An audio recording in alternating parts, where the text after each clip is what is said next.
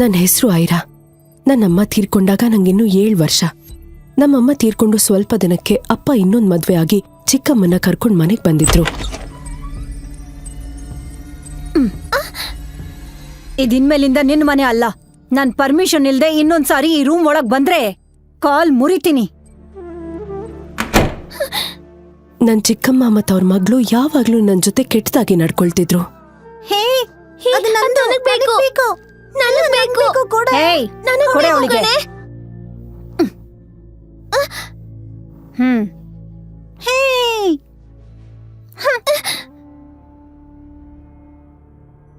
ನಾನ್ ನೋಡೋದಕ್ ತುಂಬಾನೇ ಸುಂದರವಾಗಿದ್ದೆ. ಇವಳು ಇಷ್ಟೊಂದು ಚಂದ ಕಾಣಿಸ್ತಾಳ. ಮಾಡ್ತೀನಿ. ಅದ್ ತಡ್ಕೊಳಕ್ಕಾಗ್ದೆ ಚಿಕ್ಕಮ್ಮ ಏನೋ ಒಂದ್ ಕಾರಣ ಹೇಳ್ತಾ ನಂಗ್ ಹೊಡಿತಿದ್ರು. ಏನೇ ಇದು? ಸರಿಯಾಗಿ ತೊಳಿ. ಐರಾ, ತಗೋ ಕುಡಿ. ಕುಡಿ, ನಾಟಕ ಆಡ್ಬೇಡ. ಕುಡಿ, ವೇಸ್ಟ್ ಮಾಡ್ದೆ ಕುಡಿ.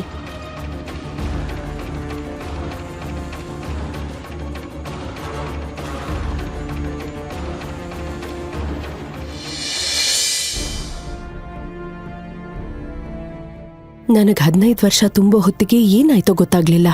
ನನ್ ಹಾರ್ಮೋನ್ ಇಂಬ್ಯಾಲೆನ್ಸ್ ಆಗಿ ಇದ್ಕಿದ್ದಂಗೆ ದಪ್ಪ ಆಗಿ ಅಸಹ್ಯ ಅನ್ನೋ ತರ ಗುಂಡಗ್ ಬೆಳೆದ್ಬಿಟ್ಟಿದ್ದೆ.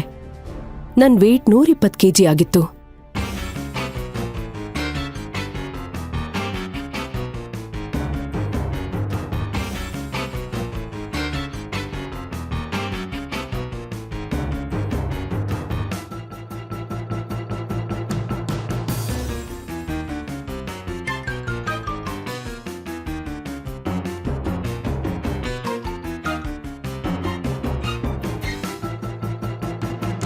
ನನ್ ಚಿಕ್ಕಮ್ಮ ಯಾರಿಗೂ ಗೊತ್ತಾಗ್ದೇ ಇರೋ ತರ ಏನೋ ಮೆಡಿಸಿನ್ ಕೊಡ್ತಿದ್ಲು. ಅದ್ರಿಂದಾನೇ ನನಗ್ ಹಾರ್ಮೋನ್ಸ್ ಪ್ರಾಬ್ಲಮ್ ಆಗಿ ಗುಂಡಕ್ ತಯಾರಾಗಿದ್ದೀನಿ ಅಂತ ನನಗ್ ಆಮೇಲೆ ಗೊತ್ತಾಗಿತ್ತು. ಹೀಗಿದ್ದಾಗ ಒಂದಿನ ನನ್ಗೊಂದ್ ಸಂಬಂಧ ಬಂದಿತ್ತು. ಐರಾ, ಏನಪ್ಪ? ಇಲ್ಬಾ. ಏನಪ್ಪ? ಕುತ್ಕೋ ಕುತ್ಕೋ. ಅಪ್ಪ, ನಿನಗೆ ಅಂತ ಒಂದ್ ಹುಡುಗನ ಹುಡುಕಿದೀನಿ. ಈ ಫೋಟೋ ನೋಡು, ತಗೋ.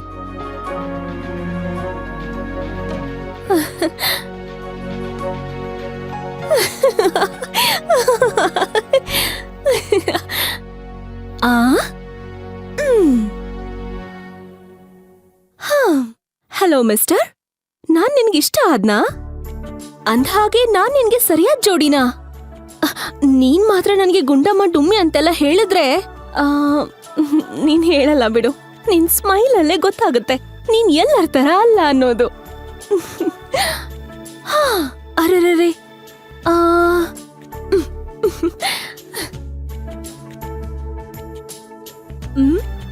ಅಪ್ಪ, ನಮ್ ಜೋಡಿ ಎಷ್ಟು ಸೂಪರ್ ಆಗಿದೆ. ದೃಷ್ಟಿಗಿಷ್ಟಿ ಆದ್ರೆ ಕಷ್ಟ. 1 ನಿಮಿಷ.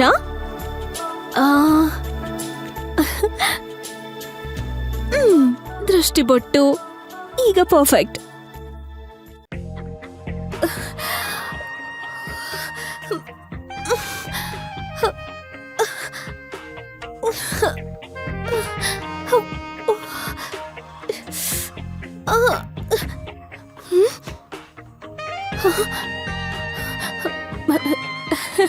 ಲಕ್ಷ್ಮಿ, ನಿನ್ ಮೇಲಾಣೆ, ನಿನ್ಗೆ ಮೆಷರ್ಮೆಂಟ್ ಕೊಟ್ಮೇಲೆ ನಾನ್ ಜಸ್ಟ್ ಸಲಾಡ್ ಡಯಟ್ ಅಲ್ಲೇ ಇದ್ದೀನಿ. ಪ್ಲೀಸ್ ನನ್ನ ಹತ್ರ ನೋಡ್ಬೇಡ, ಆಲ್ರೆಡಿ ಟೈಮ್ ಆಗ್ತಿದೆ ಅಂತ ತನ್ನ ಕಡೆ ಸಿಟ್ಟಿಂದ ನೋಡ್ತಾ ಇದ್ದ ಲಕ್ಷ್ಮಿಯನ್ನ ನೋಡ್ತಾ ಮುದ್ದಾಗಿ ಹೇಳಿದ್ಲು ಐರಾ. ಇವತ್ತು ಐರಾಳ ಮದ್ವೆ. ಈ ದಿನಕ್ಕಾಗಿ ಅವಳು ಎಷ್ಟು ದಿನದಿಂದ ಕಾದಿದ್ಲು. ಹೇಗೆಲ್ಲ ರೆಡಿ ಆಗ್ಬೇಕು ಅಂತ ಕನ್ಸನ್ನ ಕಂಡಿದ್ಲು ಅವಳಗ್ ಮಾತ್ರ ಗೊತ್ತು. ಈ ನಡುವೆ ಲಕ್ಷ್ಮಿ ಬ್ಲೌಸ್ ಹುಕ್ ಹಾಕೋದಕ್ಕೆ ಹೋದ ಫೋರ್ಸ್ಗೆ ಬ್ಲೌಸ್ ಅಲ್ಲಿದ್ದ ಹುಕ್ ಕಟ್ ಆಗಿ ಕೆಳಕ್ ಬಿತ್ತು. ಐರಾ ಲಕ್ಷ್ಮಿ ಒಬ್ರು ಮುಖ ಒಬ್ರು ನೋಡ್ತಾ ನಿಂತ್ಕೊಂಡ್ಬಿಟ್ರು. ಆ ಟೈಮ್ಗೆ ಸರಿಯಾಗಿ ಐರಾಳ ಅಪ್ಪ ಸೂರ್ಯಪ್ರಕಾಶ್ ಬಾಗಿಲು ಬಡ್ದಿದ್ರು. ಐರಾ, ಐರಾ, ಇನ್ ಎಷ್ಟೊತ್ತು? ಮೇಕಪ್ ಮಾಡ್ಕೊಂಡಿದ್ ಸಾಕು, ಬೇಗ ಬಾ. ನೀನ್ ಎಷ್ಟೇ ರೆಡಿ ಆದ್ರೂ ಕೂಡ ಎಮ್ಮೆಗೆ ಸೀರೆ ಉಡಿಸ್ದಂಗಿರತ್ತೆ. ಏನೋ ರಾವ್ ಅವ್ರಿಗೆ ನನ್ನ ಕಂಡ್ರೆ ಅದೇನೋ ಗೌರವ, ಹಾಗಾಗಿ ನೀನ ಮನೆ ತುಂಬಿಸ್ಕೊಳಕ್ ಒಪ್ಕೊಂಡ್ರು. ಅಕ್ಷತ್ ಈಗಾಗ್ಲೇ ಆಲ್ರೆಡಿ ಬೇಜಾರಲ್ಲಿದ್ದಾನೆ. ಅವನು ಕೋಪ ಬರಕ್ ಮೊದ್ಲು ಬಂದ್ ಕುತ್ಕೋ ಅಂತ ಹೇಳಿ ಹೊರಟೋದ್ರು ಐರಾಳ ಅಪ್ಪ ಸೂರ್ಯಪ್ರಕಾಶ್. ಆ ಮಾತನ್ನ ಕೇಳಿಸ್ಕೊಂಡ ಲಕ್ಷ್ಮಿ ಸಮಾಧಾನ ಮಾಡೋದಕ್ಕೆ ಮುಂದಾದ್ಲು. ಐರಾ ಕಣ್ಣಲ್ಲಿ ನೀರ್ ತುಂಬಿಕೊಂಡಿದ್ರು ಅದನ್ನ ಕಂಟ್ರೋಲ್ ಮಾಡ್ಕೊಳ್ತಾ ಲಕ್ಷ್ಮಿ ಕಡೆ ನೋಡ್ತಾ ಸಣ್ಣದಾಗಿ ಸ್ಮೈಲ್ ಮಾಡ್ತಾ ತನಗಾದ ಅವಮಾನವನ್ನ ಮನ್ಸಲ್ಲೇ ಮುಚ್ಚಿಟ್ಟು, ನೀನೇನ್ ಫೀಲ್ ಆಗ್ಬೇಡ, ಅಪ್ಪ ಯಾವಾಗ್ಲೂ ಹಿಂಗೇನೆ, ಏನಾದ್ರೂ ಒಂದ್ ಹೇಳ್ತಾನೆ ಇರ್ತಾರೆ. ಅಂತ ಹೇಳ್ತಾ ಇದ್ರೆ ಲಕ್ಷ್ಮಿಗೆ ಐರಾ ಅವಳ ನೋವನ್ನ ಮುಚ್ಚಿಡೋದಕ್ಕೆ ನೋಡ್ತಾ ಇದ್ದಾಳೆ ಅಂತ ಗೊತ್ತಾಗಿ ತಾನು ಕೂಡ ಬೇಜಾರಲ್ಲಿರೋದನ್ನ ಮರೆಮಾಚಿ, ಲಕ್ಷ್ಮಿ, ಏನಾದ್ರೂ ಮಾಡು, ಬೇಗ ಹೋಗ್ಬೇಕು. ಈ ಬ್ಲೌಸ್ ನ ಸೆಟ್ ಮಾಡು. ಹೇ, ಅಲ್ಲಿ ಕ್ಲಿಪ್ ಇತ್ತಲ್ಲ, ಕ್ಲಿಪ್ ಹಾಕ್ ನೋಡು. ಅದೇ ಕಣೆ, ಈ ಅಪ್ಪಂದ್ರು ಯಾವಾಗ್ಲೂ ಹೀಗೇನೆ. ಆದ್ರೂ ನಿನ್ಗೇನ್ ಕಡ್ಮೆ ಅಕ್ಕ? ನಿನ್ ಮುಖ ನೋಡಿದ್ರೆ ಆ ಚಂದ್ರನೇ ನಾಚ್ಕೊಳ್ತಾನೆ. ನಾನೇನಾದ್ರೂ ಹುಡ್ಗ ಆಗಿದ್ರೆ ಸಿನಿಮಾದಲ್ಲಿ ಹೀರೋ ತರ ಫೈಟ್ ಮಾಡಿ ನಿನ್ನ ಎತ್ತ ಹಾಕೊಂಡ್ ಹೋಗಿ ಮದ್ವೆ ಆಗ್ತಿದ್ದೆ.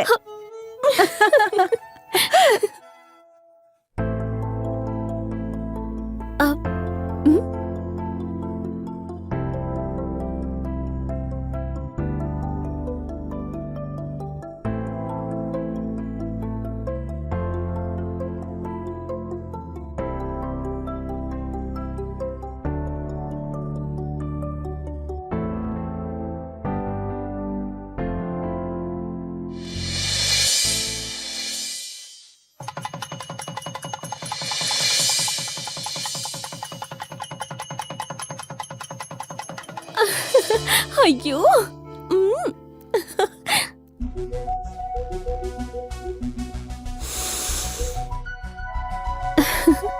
ನೋಡಮ್ಮ, ಅಕ್ಷತ್ ಬಂದ್ರೆ ಮೊದ್ಲು ಕಾಲಿಗ್ ಬಿದ್ದು ಆಶೀರ್ವಾದ ತಗೊಂಡ ಮೇಲೆ ಹಾಲ್ ಕೊಡು. ಅಯ್ಯೋ, ಟೆನ್ಷನ್ ಬೇರೆ.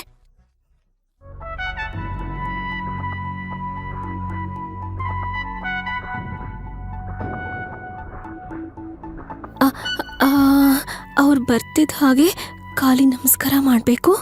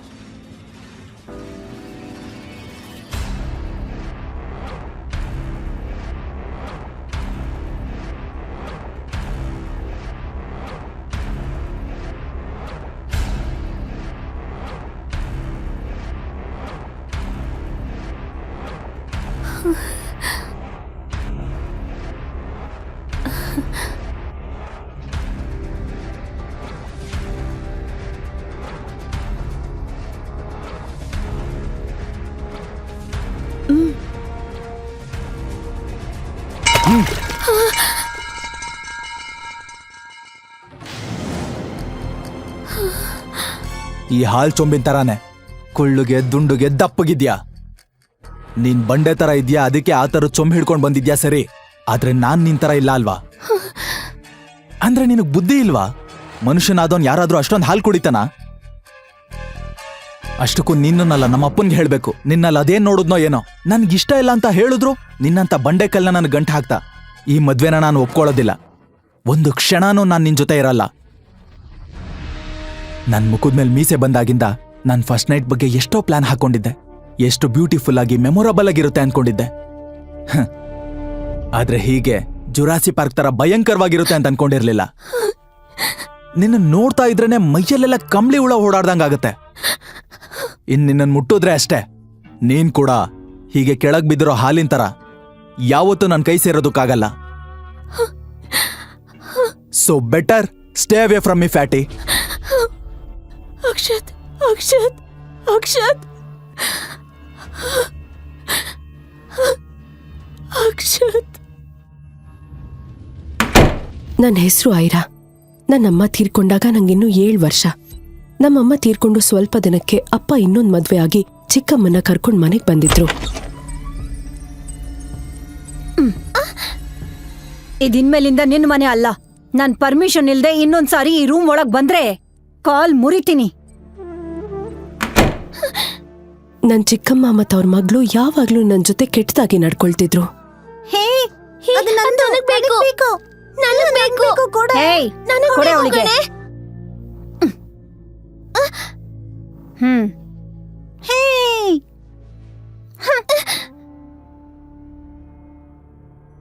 ನಾನ್ ನೋಡೋದಕ್ ತುಂಬಾನೇ ಸುಂದರವಾಗಿದ್ದೆ. ಇವಳು ಇಷ್ಟೊಂದು ಚಂದ ಕಾಣಿಸ್ತಾಳ? ಮಾಡ್ತೀನಿ. ಅದ್ ತಡ್ಕೊಳಕ್ಕಾಗ್ದೆ ಚಿಕ್ಕಮ್ಮ ಏನೋ ಒಂದ್ ಕಾರಣ ಹೇಳ್ತಾ ನಂಗ್ ಹೊಡಿತಿದ್ರು. ಏನೇ ಇದು? ಸರಿಯಾಗಿ ತೊಳಿ. ಐರಾ ತಗೋ ಕುಡಿ. ಕುಡಿ, ನಾಟಕ ಆಡ್ಬೇಡ. ಕುಡಿ, ವೇಸ್ಟ್ ಮಾಡ್ದೆ ಕುಡಿ.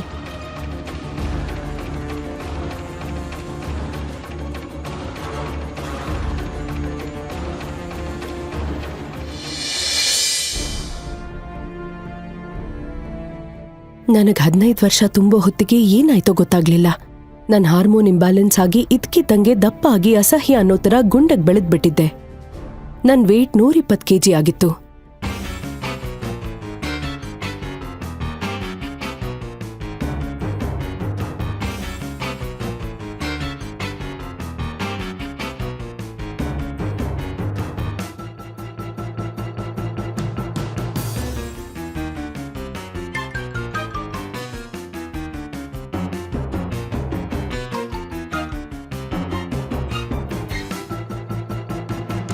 ನನ್ ಚಿಕ್ಕಮ್ಮ ಯಾರಿಗೂ ಗೊತ್ತಾಗ್ದೇ ಇರೋ ತರ ಏನೋ ಮೆಡಿಸಿನ್ ಕೊಡ್ತಿದ್ಲು.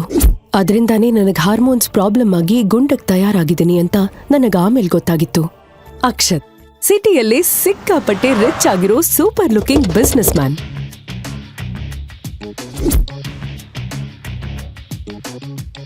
ಏಯ್, ನಾನ್ ಮದ್ವೆ ಆಗ್ಬೇಕಾಗಿರೋ ಹುಡುಗಿಗೆ ಮಿನಿಮಮ್ ಬ್ಯೂಟಿ ಆದ್ರೂ ಇರಬೇಕು. So don't show me this Gouramma kind of girls. ನಮಸ್ಕಾರ ಅಳಿ ಅಂದ್ರೆ. ಬನ್ನಿ.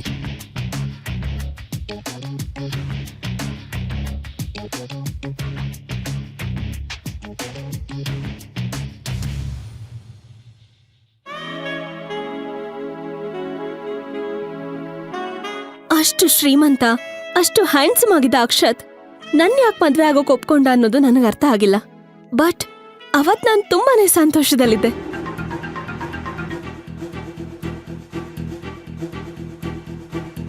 ಇನ್ಮೇಲೆ ಎಲ್ಲ ಸರಿ ಹೋಗುತ್ತೆ ಅನ್ಕೊಂಡಿದ್ದೆ. ಆದ್ರೆ ಮದ್ವೆ ಆದ್ಮೇಲೆ ಈ ತರ ಪ್ರಾಬ್ಲಮ್ ಶುರುವಾಗತ್ತೆ ಅಂತ ನನ್ ಕನ್ಸಲ್ಲೂ ಯೋಚನೆ ಮಾಡಿರ್ಲಿಲ್ಲ.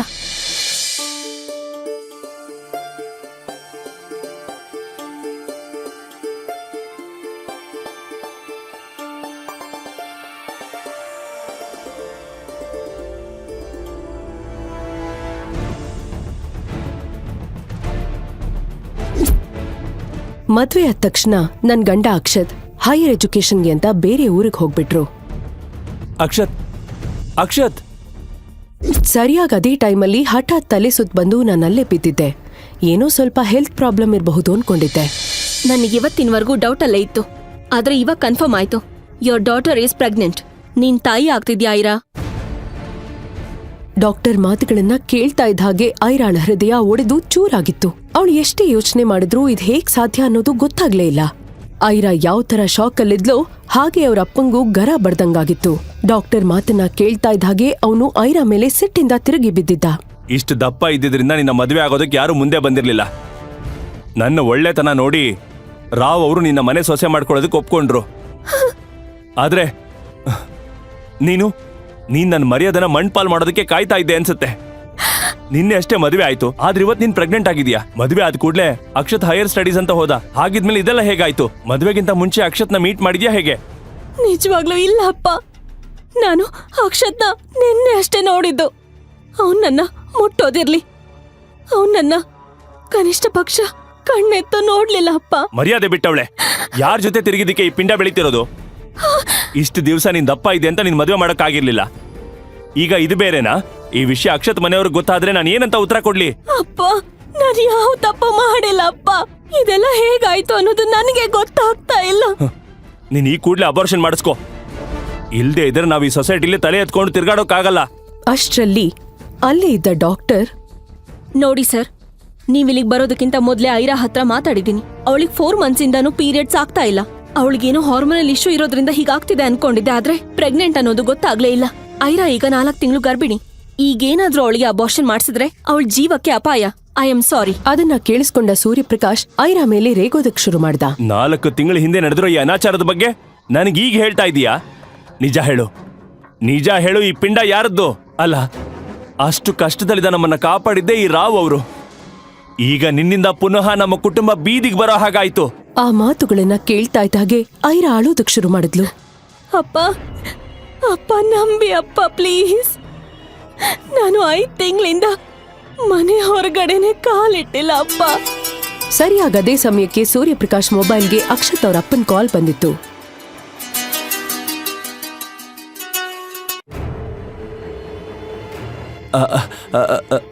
ರಾವ್ ಅವ್ರೆ ನಮಸ್ತೆ. ಈಗಷ್ಟೇ ನಿಮ್ ಬಗ್ಗೆ ನೆನೆಸ್ಕೊತಾ ಇದ್ದೆ, ಅಷ್ಟ್ರಲ್ಲಿ ನೀವೇ ಕಾಲ್ ಮಾಡಿದ್ರಿ. ಹೇಳಿ ರಾವ್ ಅವ್ರೆ, ಅಲ್ಲೆಲ್ಲ ಓಕೆನಾ?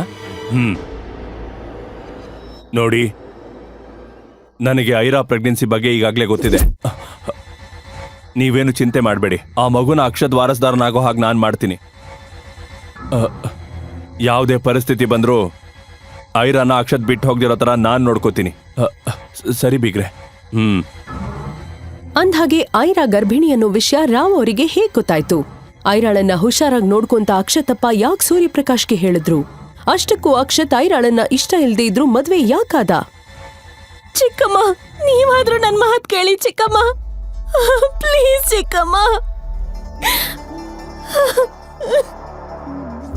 ಐರಾಗ್ ಡೆಲಿವರಿ ಆಗೋವರೆಗೂ ಅವಳನ್ನ ಮನೇಲೇ ಇರೋ ತರ ನೋಡ್ಕೊಳ್ಳೋದಕ್ಕೆ ಅಕ್ಷತಪ್ಪ ರಾವ್ ಅವರು ಸೂರ್ಯಪ್ರಕಾಶ್ ಹೇಳ್ತಾರೆ. ಅದೇ ರೀತಿ ಈ ವಿಷಯ ಯಾರಿಗೂ ಗೊತ್ತಾಗದೇ ಇರೋ ತರ ನೋಡ್ಕೊಳ್ಳೋದಕ್ಕೆ ಹೇಳಿದ್ರು.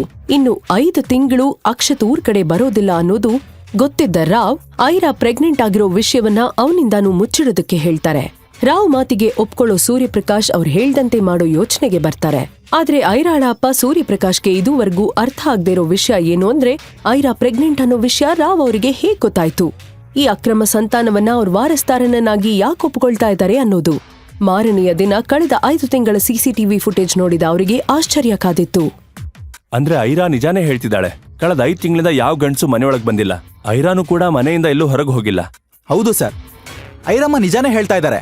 ಕಳೆದ 5 ತಿಂಗಳಿಂದ ಐರಮ್ಮ ಮನೆಯಿಂದ ಹೊರಗೆ ಹೋಗಿಲ್ಲ, ಹೊರಗಡೆಯಿಂದನೂ ಯಾರೂ ಬರ್ಲಿಲ್ಲ. ಐರಾ ಪ್ರೆಗ್ನೆನ್ಸಿ ಅವಳ ತಂದೆಗೆ ಒಂಥರ ಮಿಸ್ಟ್ರಿಯಾಗೆ ಉಳ್ಕೊಂಡಿತ್ತು.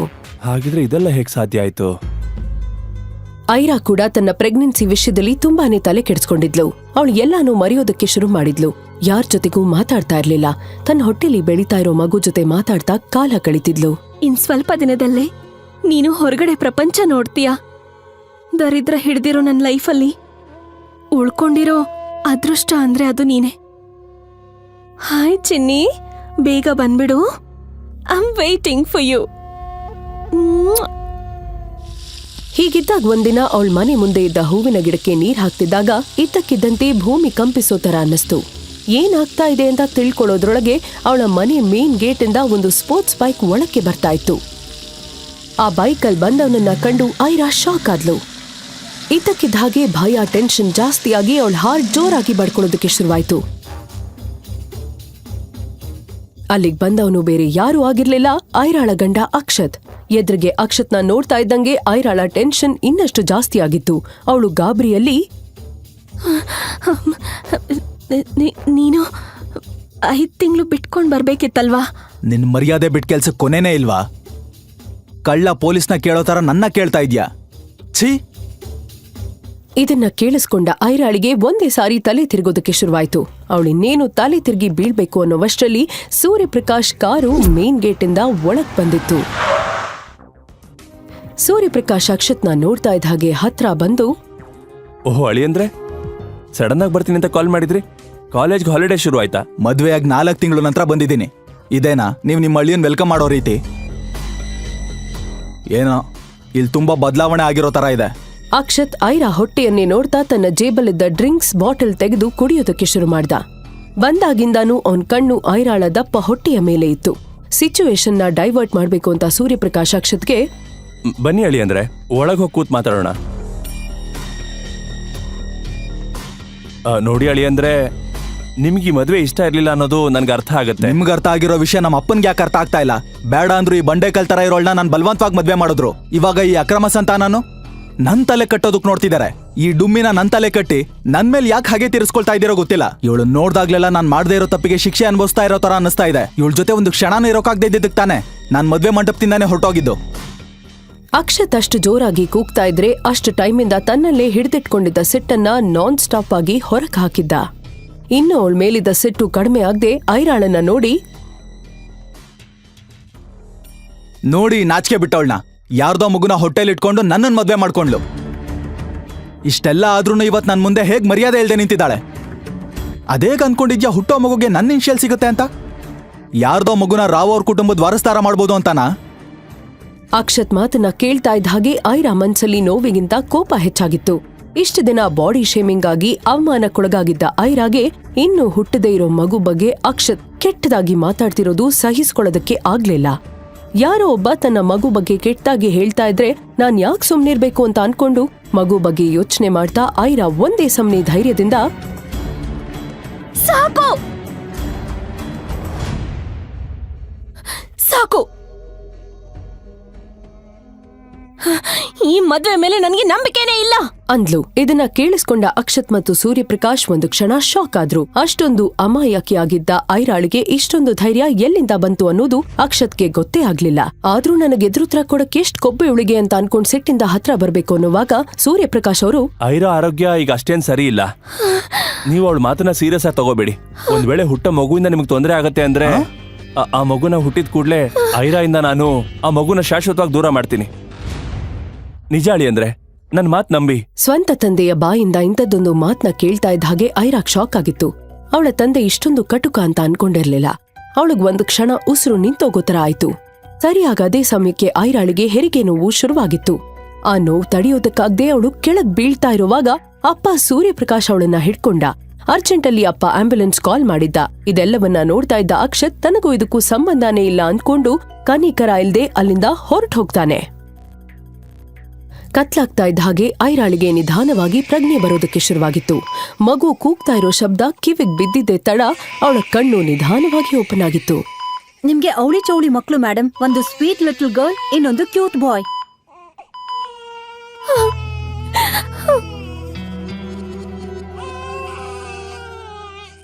ದಂತದ ಗೊಂಬೆ ತರ ಇರೋ 2 ಮುದ್ದಾದ ಮಕ್ಳಿಗೆ ಐರಾ ಜನ್ಮ ಕೊಟ್ಟಿದ್ಲು. ಒಂದು ಗಂಡು, ಇನ್ನೊಂದು ಹೆಣ್ಣು. ಆ ಮಕ್ಳನ್ನ ನೋಡ್ತಾ ಇದ್ದಂತೆ ಐರಾ ತನ್ನೆಲ್ಲ ನೋವನ್ನ ಮರ್ತೋಗಿದ್ಲು. ಐರಾ ತನ್ನ ಮಕ್ಕಳನ್ನ ಮುದ್ ಮಾಡ್ತಾ ಹಾಗೆ ಮಲ್ಗಿದ್ಲು. ರಾತ್ರಿ ಆಗ್ತಾ ಇದ್ದಂಗೆ ಬಂದ ಒಬ್ಬ ಮುಸುಕುದಾರಿ ವ್ಯಕ್ತಿ ಅಲ್ಲಿಗ್ ಬಂದು ಮಕ್ಳನ್ನ ಕಿಡ್ನಾಪ್ ಮಾಡೋದಕ್ಕೆ ನೋಡ್ತಾನೆ. ಹೇ, ಯಾರು ನೀನು? ನಿಲ್ಲು, ಬೇಡ, ನನ್ ಮಗು. ಆ ಸಮಯದಲ್ಲಿ ಐರಾ ತುಂಬಾನೇ ಸುಸ್ತಲ್ಲಿದ್ದಿದ್ರಿಂದ ಅವಳು ಎಷ್ಟೇ ಪ್ರಯತ್ನ ಮಾಡಿದ್ರೂ ಆ ವ್ಯಕ್ತಿಯನ್ನ ತಡೆಯೋದಕ್ಕಾಗ್ಲಿಲ್ಲ. ಐರಾ ತನ್ನ ಮಗಳನ್ನ ಮಾತ್ರ ಕಾಪಾಡ್ಕೊಳ್ಳೋದಕ್ಕೆ ಸಾಧ್ಯ ಆಯ್ತು. ಆದ್ರೆ ಮುಸುಕುದಾರಿ ವ್ಯಕ್ತಿ ಐರಾ ಮಗನನ್ನ ಕಿಡ್ನಾಪ್ ಮಾಡುವಲ್ಲಿ ಸಕ್ಸಸ್ ಆಗಿದ್ದ. ಇಲ್ಲಿದ್ರೆ ಮಗಳಿಗೂ ಮುಂದೊಂದಿನ ಪ್ರಾಬ್ಲಮ್ ಆಗುತ್ತೆ ಅನ್ನೋ ಭಯ ಐರಾಳ ಟೆನ್ಷನ್ ಅನ್ನ ಹೆಚ್ಚಿಸಿತ್ತು. ಹಾಗಿದ್ರೆ ಯಾರ ಮುಸುಕುದಾರಿ ವ್ಯಕ್ತಿ? ಅವನ್ ಯಾಕೆ ಐರಾಳ ಮಗುವನ್ನ ಮಾತ್ರ ಕಿಡ್ನಾಪ್ ಮಾಡಿದ್ದ? ಐರಾ ಮತ್ತ ಅವಳ ಮಗಳಿಗೆ ಮುಂದೆ ಏನಾದ್ರೂ ಅಪಾಯ ಕಾದಿದ್ಯಾ? ಐರಾಳ ಜೀವನದಲ್ಲಿ ಈ ತರ ಆಟ ಆಡ್ತಿರೋ ಆ ಅಜ್ಞಾತ ವ್ಯಕ್ತಿ ಯಾರು? ಎಲ್ಲ ಗೊಂದಲಗಳ ನಡುವೆ ಐರಾ ಅಲ್ಲಿಂದ ಸೀದಾ ಅತ್ತೆ ಇರುವಲ್ಲಿಗೆ ಹೊರಟೋಗ್ತಾಳೆ. ನಿಧಾನವಾಗಿ ಐರಾಳ ಜೀವನದಲ್ಲಿ ಸಂತೋಷ ಅನ್ನೋದು ಕಾಣಿಸ್ಕೊಳ್ಳೋದಕ್ಕೆ ಶುರುವಾಗಿತ್ತು. ಅವಳು ತನ್ನ ಮಗಳ ಜೊತೆ ಹೊಸ ಜೀವನವನ್ನ ನಡೆಸ್ತಾ ಇದ್ಲು. ನೋಡ್ತಾ ಇದ್ದಂಗೆ 6 ವರ್ಷ ಕಳೆದೋಗಿತ್ತು. ಈ 6 ವರ್ಷದಲ್ಲಿ ತುಂಬಾನೇ ಚೇಂಜಸ್ಗಳಾಗಿದ್ವು. ಐರಾ ಒಬೆಸಿಟಿ ಪ್ರಾಬ್ಲಮ್ ಇಂದ ಹೊರಗ್ ಬಂದು ನಾಜುಕಾಗಿ ಸೂಪರ್ ಆಗಿ ರೆಡಿ ಆಗಿದ್ಲು. ಈಗ ಅವಳನ್ನ ಗುರ್ತಿಡಿಯೋದು ಯಾರಿಗಾದ್ರೂ ಕಷ್ಟನೇ. ಅಷ್ಟ್ ಮಾತ್ರ ಅಲ್ಲ, ಈ 6 ವರ್ಷದಲ್ಲಿ ಐರಾ ಒಬ್ಳು ಫೇಮಸ್ ನ್ಯೂರೋ ಸರ್ಜನ್ ಆಗಿ ಡಾಕ್ಟರ್ ಸಂಯುಕ್ತ ಶರ್ಮಾ ಆಗಿ ಬದಲಾಗಿದ್ಲು.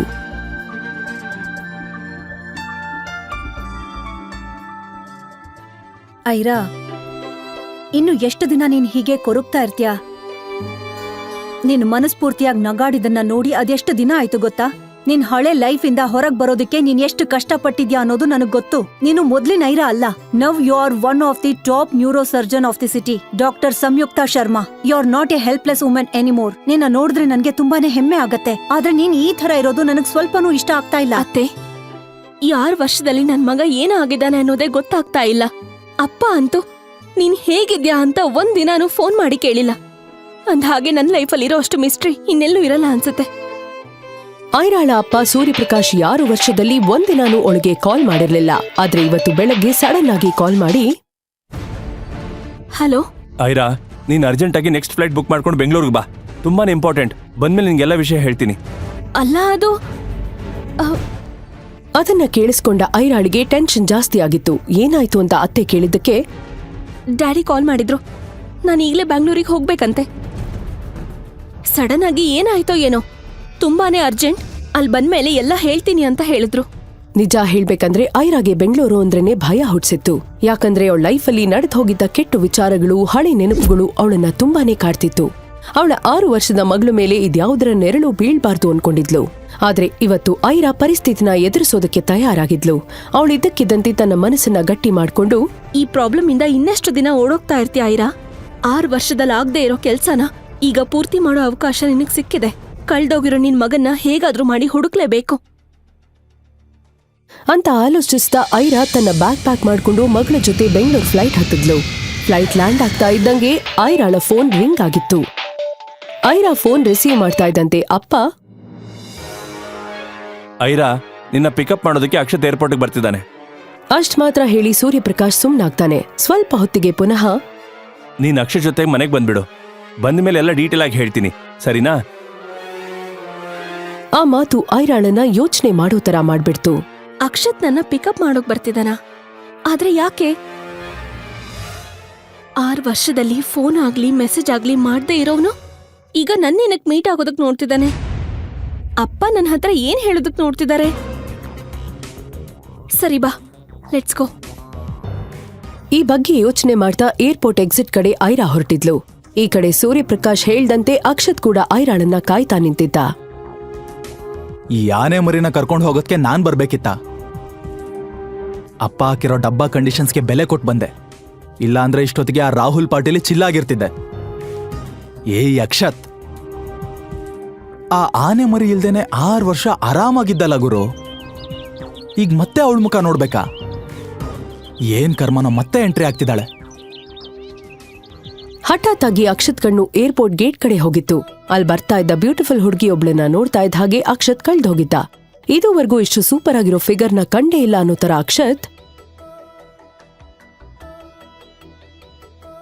ಓ ಗಾಡ್, ಆಫ್ಟರ್ ಸೋ ಲಾಂಗ್ ಬೆಂಗಳೂರಲ್ಲಿ ಇಂಥ ಒಂದು ಬ್ಯೂಟಿ ನೋಡ್ತಾ ಇದ್ದೀನಿ. ಅಕ್ಷತ್ ಸ್ವಲ್ಪನೂ ಟೈಮ್ ವೇಸ್ಟ್ ಮಾಡದೆ ರೇಲಿಂಗ್ನ ಜಂಪ್ ಮಾಡಿ ಸೀದಾ ಆ ಹುಡುಗಿ ಇರೋ ಕಡೆ ಓಡಿ ಬರ್ತಾನೆ. ಫಾಸ್ಟ್ ಆಗಿ ಬಂದಿದ್ದ ಅಕ್ಷತ್ ಅವಳೆದುರಿಗೆ ಬಿದ್ದಿದ್ದ ಗ್ಲಾಸ್ನ ತೆಗೆಯೋ ನೆಪದಲ್ಲಿ ಅವಳನ್ನೇ ನೋಡ್ತಾ ನಿಂತಿದ್ದ. ಐರಾಳ ರೂಪ ಕಂಪ್ಲೀಟ್ ಚೇಂಜ್ ಆಗಿದ್ರಿಂದ ಅವನು ಅವಳನ್ನ ಗುರ್ತ್ ಹಿಡಿಲಿಕ್ಕೆ ಆಗಿರ್ಲಿಲ್ಲ.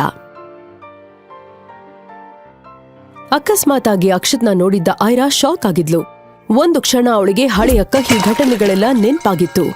ಯಾರನ್ನ ತಾನು ಜೀವನ ಪೂರ್ತಿ ಮರ್ತೇ ಬಿಡಬೇಕು ಅಂದ್ಕೊಂಡಿದ್ಲೋ, ಪುನಃ ಅವನೇ ತನ್ನೆದ್ರು ನಿಂತು ಅವಮಾನ ಮಾಡೋ ಅವಕಾಶ ಸಿಕ್ತಾ ಅಂತ ಕನ್ಫ್ಯೂಸ್ ಆಗಿ ಆತರ ಏನಾದ್ರೂ ಆದ್ರೆ ಚಪ್ಲಿಲೆ ಹೊಡಿಬೇಕು ಅನ್ಕೊಂಡ್ಲು ಐರಾ. ಆದ್ರೆ ತನ್ನ ಮಗಳಿಗೆ ಯಾವ ವಿಚಾರನೂ ಗೊತ್ತಾಗ್ಬಾರ್ದು ಅಂತ ಸುಮ್ನಾಗಿದ್ಲು. ಆಗ ಸಡನ್ ಆಗಿ ಅಕ್ಷತ್, ಹೆಲೋ ಬ್ಯೂಟಿಫುಲ್, ನೀವು ಫಸ್ಟ್ ಟೈಮ್ ಬೆಂಗಳೂರಿಗೆ ಬಂದಿದ್ದೀರಾ ಅಂತ ಅನ್ಸತ್ತೆ. ಯಾಕಂದ್ರೆ ನಾನ್ ನಿಮ್ಮನ್ನ ಇದಕ್ಕೂ ಮೊದಲು ಬೆಂಗಳೂರಲ್ಲಿ ನೋಡಿರ್ಲಿಲ್ಲ. ಅದನ್ನ ಕೇಳಿಸ್ಕೊಂಡ ಐರಾಗೆ ಅವಾಗ ಅರ್ಥ ಆಗಿತ್ತು ಅಕ್ಷತ್ ತನ್ನನ್ನ ಗುರ್ತ್ ಹಿಡಿಲಿಲ್ಲ ಅನ್ನೋದು. ಅಕ್ಷತ್ ಮಾತನ್ನ ನೆಗ್ಲೆಕ್ಟ್ ಮಾಡ್ತಾ ಟ್ಯಾಕ್ಸಿ ಡ್ರೈವರ್ಗೆ ಕಾಲ್ ಮಾಡ್ತಾಳೆ ಐರಾ. ಹಲೋ, ಎಲ್ಲಿದ್ದೀರಾ ಅಣ್ಣ? ಎಂಟ್ರೆನ್ಸ್ ಅಲ್ಲಿ ಇದೀನಿ ಮೇಡಮ್, ಬಂದೆ. ಸರಿ. ಅವಳು ಮರ್ತೇ ಬಿಡ್ಬೇಕು ಅನ್ಕೊಂಡಿರೋರಲ್ಲಿ ಅಕ್ಷತ್ ಕೂಡ ಒಬ್ಬ. ಆದ್ರೆ ಅಕ್ಷತ್ ಮಾತ್ರ ಅವಳನ್ನ ಅಡ್ಡ ಹಾಕ್ತಾ, ಹೇ, ಟ್ಯಾಕ್ಸಿ ಯಾಕೆ? ನಿನಗೆ ಎಲ್ಲಿಗೆ ಹೋಗ್ಬೇಕು ಅಂತ ಹೇಳು, ನಾನಲ್ಲಿ ಡ್ರಾಪ್ ಮಾಡ್ತೀನಿ. ಹೌದು, ಈ ಸಣ್ಣ ಮಗು ಯಾರು? ಕ್ಯೂಟ್ ಗರ್ಲ್, ನಿಮ್ ತಂಗಿನಾ? ಅದನ್ನ ಕೇಳಿಸ್ಕೊಂಡ ಸ್ವೀಟಿ ಜೋರಾಗಿ ನಗಾಡಿದ್ಲು. ಅಷ್ಟೊತ್ತಿಗೆ ಟ್ಯಾಕ್ಸಿನೂ ಬಂದಿತ್ತು. ಐರಾ ಅರ್ಜೆಂಟಲ್ಲಿ ಸ್ವೀಟಿನ ಟ್ಯಾಕ್ಸಿಯಲ್ಲಿ ಕೂರಿಸಿ ಅವಳು ಕೂತ್ಕೊಂಡ್ಲು. ಇನ್ನೇನು ಟ್ಯಾಕ್ಸಿ ಹೊರಡ್ಬೇಕು ಅನ್ನುವಾಗ ಅಕ್ಷತ್, ಬೆಂಗಳೂರಿಗೆ ಬಂದಾಗ ಏನಾದ್ರೂ ಹೆಲ್ಪ್ ಬೇಕಾದ್ರೆ ಒಂದ್ ಹೆಸರು ನೆನ್ಪಿಟ್ಕೊಳ್ಳಿ, ರಾವ್ ಅಂಡ್ ಕೋ. ನೀವ್ ಯಾರನ್ನ ಕೇಳಿದ್ರು ಕೂಡ್ಲೆ ಕರ್ಕೊಂಡ್ ಬಂದು ನಮ್ಮ ಮನೆ ಮುಂದೆ ಇಳಿಸೋಗ್ತಾರೆ. ತಗೊಳ್ಳಿ ನನ್ ವಿಸಿಟಿಂಗ್ ಕಾರ್ಡ್. ಡ್ರೈವರ್ ಹೊರಡಿ. Hello miss. ಅರೆ, ಅಟ್ಲೀಸ್ಟ್ ನಿಮ್ ಹೆಸರಾದ್ರೂ ಹೇಳಿ. ಇಷ್ಟು ದೊಡ್ಡ ಸಿಟಿಲಿ ನಿಮ್ಮನ್ನ ನಾನು ಹೇಗೆ ಹುಡ್ಕೋದು? ಅಕ್ಷತ್ ಮಾತ್ರ ಐರಾಳನ್ನ ಹಾಗೆ ನೋಡ್ತಾ ನಿಂತ್ಬಿಟ್ಟ. ಐರಾ ತನ್ನ ತಂದೆ ಮನೆಗೆ ಎಂಟ್ರಿ ಆಗಿದ್ಲು.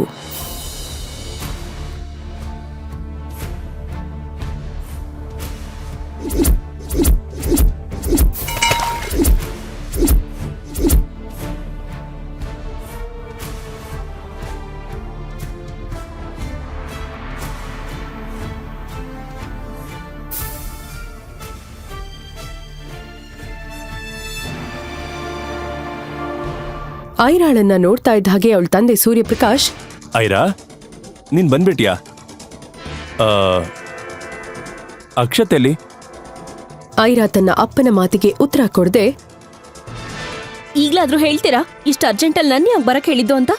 ಐರಾಳ ಅಪ್ಪ ತಡಬಡಿಸ್ತಾ, ಅಶ್ವಿನಿ ಅಶ್ವಿನಿ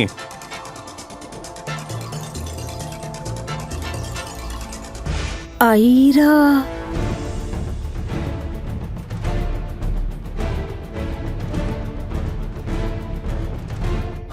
ಐರಾ, ನೀನು 2 ಪೇಪರ್ಸ್ ಮೇಲೆ ಸೈನ್ ಹಾಕ್ಬೇಕು. ಯಾವ್ದಾ ಪೇಪರ್ಸ್? ನೀನು ಅಕ್ಷತ್ ಬೇರೆ ಆಗಿ 6 ವರ್ಷ ಆಯ್ತು. ನೀನ್ ನಿನ್ ಜೀವನದಲ್ಲಿ ಹ್ಯಾಪಿ ಆಗಿದೀಯ. ಅಕ್ಷತ್ ಕೂಡ ಅವನ ಲೈಫಲ್ಲಿ ಹ್ಯಾಪಿನೆಸ್ನ ಹುಡುಕಕ್ ಶುರು ಮಾಡಿದಾನೆ. ಸೊ ನೀವಿಬ್ರು ಡಿವೋರ್ಸ್ ತಗೊಂಡ್ರೆ ಒಳ್ಳೇದು. ಈ ಡಿವೋರ್ಸ್ ಪೇಪರ್ಗೆ ಒಂದ್ ಸೈನ್ ಹಾಕ್ಬಿಡಮ್ಮ. ಐರಾ ಅಪ್ಪ ಅವಳಿಗೆ ಡೈವರ್ಸ್ ಪೇಪರ್ ಕೊಡ್ತಾ ಇದ್ದಂಗೆ, ಇದಕ್ಕೋಸ್ಕರನಾ? ನಾನ್ ರೆಡಿ ಇದ್ದೀನಿ. ಎಲ್ ಸೈನ್ ಮಾಡ್ಬೇಕು ಅಂತ ಹೇಳಿ. ಹಾ, ಇಲ್ಲಿ ನೋಡು, ಇಲ್ಲಿ.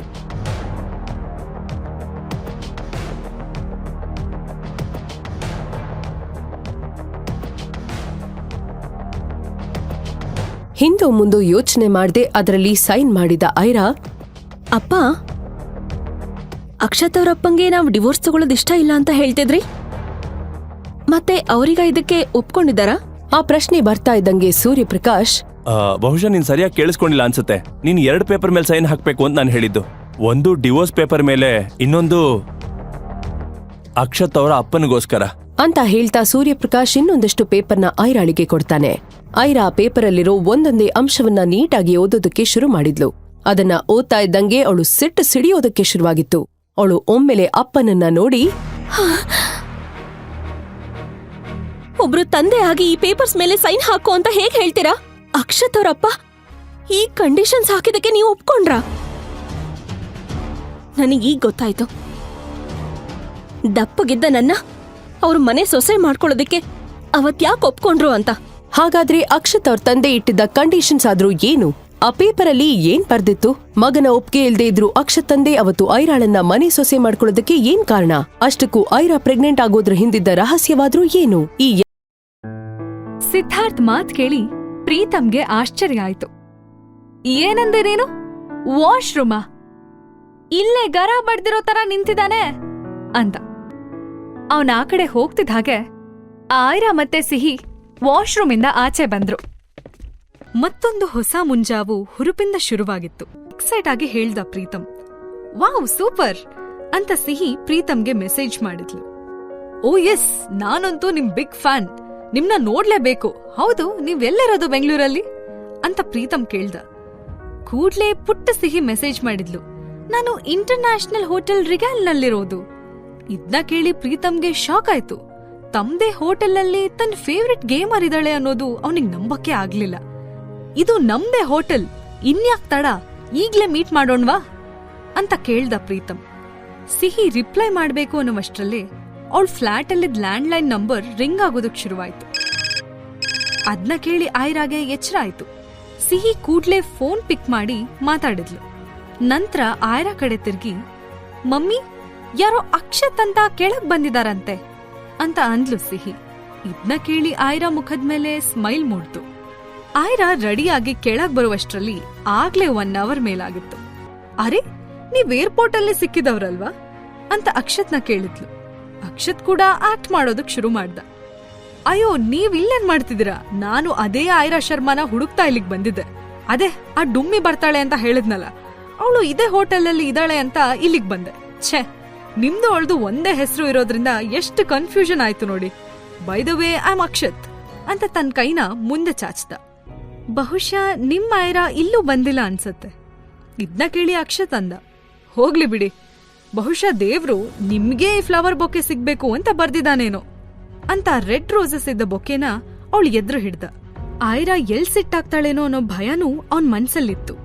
ಆದ್ರೆ ಆಯ್ರಾ ಸ್ಮೈಲ್ ಮಾಡ್ತಾ ಅಂದ್ಲು, ಬೇರೆ ಹುಡುಗಿಗ್ ತಂದಿರೋ ಫ್ಲವರ್ಸ್ ನಂಗ್ ಬೇಡ, ಬೇಕಿದ್ರೆ ಬೇರೆ ಫ್ಲವರ್ಸ್ ಕೊಡ್ಸಿ ಅಂತ ಕ್ಯೂಟಾಗಿ ಅವನನ್ನೇ ನೋಡ್ತಾ ಅಂದ್ಲು. ಅಕ್ಷತ್ಗೆ ಖುಷಿಲಿ ಆಕಾಶದಲ್ಲಿ ತೇಲಾಡೋ ಹಾಗಾಯ್ತು. ಎಲ್ಲಿಲ್ಲದ ಕಾನ್ಫಿಡೆನ್ಸ್ ಅವನಿಗೆ ಬಂದ್ಬಿಡ್ತು. ಬರೀ ಫ್ಲವರ್ಸ್ ಯಾಕೆ, ಬೇಕಿದ್ರೆ ಇದೇ ಹೋಟೆಲ್ ಅಲ್ಲಿ ಸಂಜೆ ಪಾರ್ಟಿನೇ ಕೊಡಿಸ್ತೀನಿ ಅಂತ ಆಯ್ರಾನ ಇಂಪ್ರೆಸ್ ಮಾಡಕ್ ನೋಡ್ದ. ಆಯ್ರಾ ಹುಬ್ಬು ಮೇಲೇರ್ಸಿ ಅಂದ್ಲು, ಬಟ್ ಅಕ್ಷತ್, ಈ ರಿಗಾಲ್ ಹೋಟೆಲ್ ತುಂಬಾ ಕಾಸ್ಟ್ಲಿ, ಇದನ್ನ ನಿಮ್ಗೆ ಅಫೋರ್ಡ್ ಮಾಡಕ್ ಆಗತ್ತಾ ಅಂತ ಅವನ್ನ ಕೆಣಕೋ ಥರ ಕೇಳಿದ್ಲು. ಇದ್ನ ಕೇಳಿದ್ದೆ ಅಕ್ಷತ್ ಅಹಂಕಾರಕ್ಕೆ ಪೆಟ್ಟು ಬಿದ್ದಂಗಾಯ್ತು. ಮಿಸ್, ನನ್ನ ಯಾರು ಅಂತ ಅಂದ್ಕೊಂಡಿದ್ದೀರಾ? ಇಂಥ 10 ರಿಗಾಲ್ ಹೋಟೆಲ್ನ ಖರೀದಿ ಮಾಡುವಷ್ಟು ಹಣ ಇದೆ ನನ್ನ ಹತ್ರ. I am the famous industrialist, the Akshat Rao. ಬೇಕಿದ್ರೆ ರಾತ್ರಿ 7 ಗಂಟೆಗೆ 5th ಫ್ಲೋರ್ ಅಲ್ಲಿ ಪಾರ್ಟಿ ಹಾಲ್ಗೆ ಬನ್ನಿ. ಬರೀ 1 ಟೇಬಲ್ ಅಷ್ಟೇ ಅಲ್ಲ, ಇಡೀ ಹಾಲ್ನೇ ಬುಕ್ ಮಾಡಿರ್ತೀನಿ ಅಂತ ಕಾನ್ಫಿಡೆಂಟ್ ಆಗಿ ಹೇಳ್ದ. ಐರಾ ಅವನನ್ನ ನೋಡಿ ಸ್ಮೈಲ್ ಮಾಡಿದ್ಲು. Let's see mister Akshat Rao ಅಂತ ಹೇಳ್ತಾ ಅಲ್ಲಿಂದ ಲಿಫ್ಟ್ ಕಡೆ ಹೊರಟ್ಲು. ಐರಾನ ಹಿಂದಿಂದ ನೋಡ್ತಾ ಅಕ್ಷತ್ ಮನ್ಸಲ್ಲೇ ಮ್ಯಾನ್, ಶೀಸ್ ಗಾರ್ಜಿಯಸ್ ಅಂತ ಅಂದ್ಕೊಂಡ. ಇತ್ತ ಲಿಫ್ಟ್ ಏರಿದ ಐರಾ ಮುಖ ಸಡನ್ ಆಗಿ ಸೀರಿಯಸ್ ಆಯ್ತು. ಅವಳು ಏನೋ ಯೋಚಿಸಿ ತನ್ನ ಪಾಕೆಟ್ ಇಂದ ಫೋನ್ ಆಚೆ ತೆಗೆದು ಯಾರಿಗೋ ಮೆಸೇಜ್ ಮಾಡೋದಕ್ ಶುರು ಮಾಡಿದ್ಲು. ಇವತ್ತು ಸಂಜೆ ರಿಗಾಲ್ ಹೋಟೆಲ್ಗೆ 8 ಗಂಟೆಗೆ ಬಾ ಅಂತ ಐರಾ ಆ ನಂಬರ್ಗೆ ಮೆಸೇಜ್ ಮಾಡಿದ್ಲು. ರಾತ್ರಿ ಆಗ್ಲೇ 7:15 ಆಗಿತ್ತು. ಅಕ್ಷತ್ ಐರಾಗೋಸ್ಕರ ಕಾಯ್ತಾ ಇದ್ದ.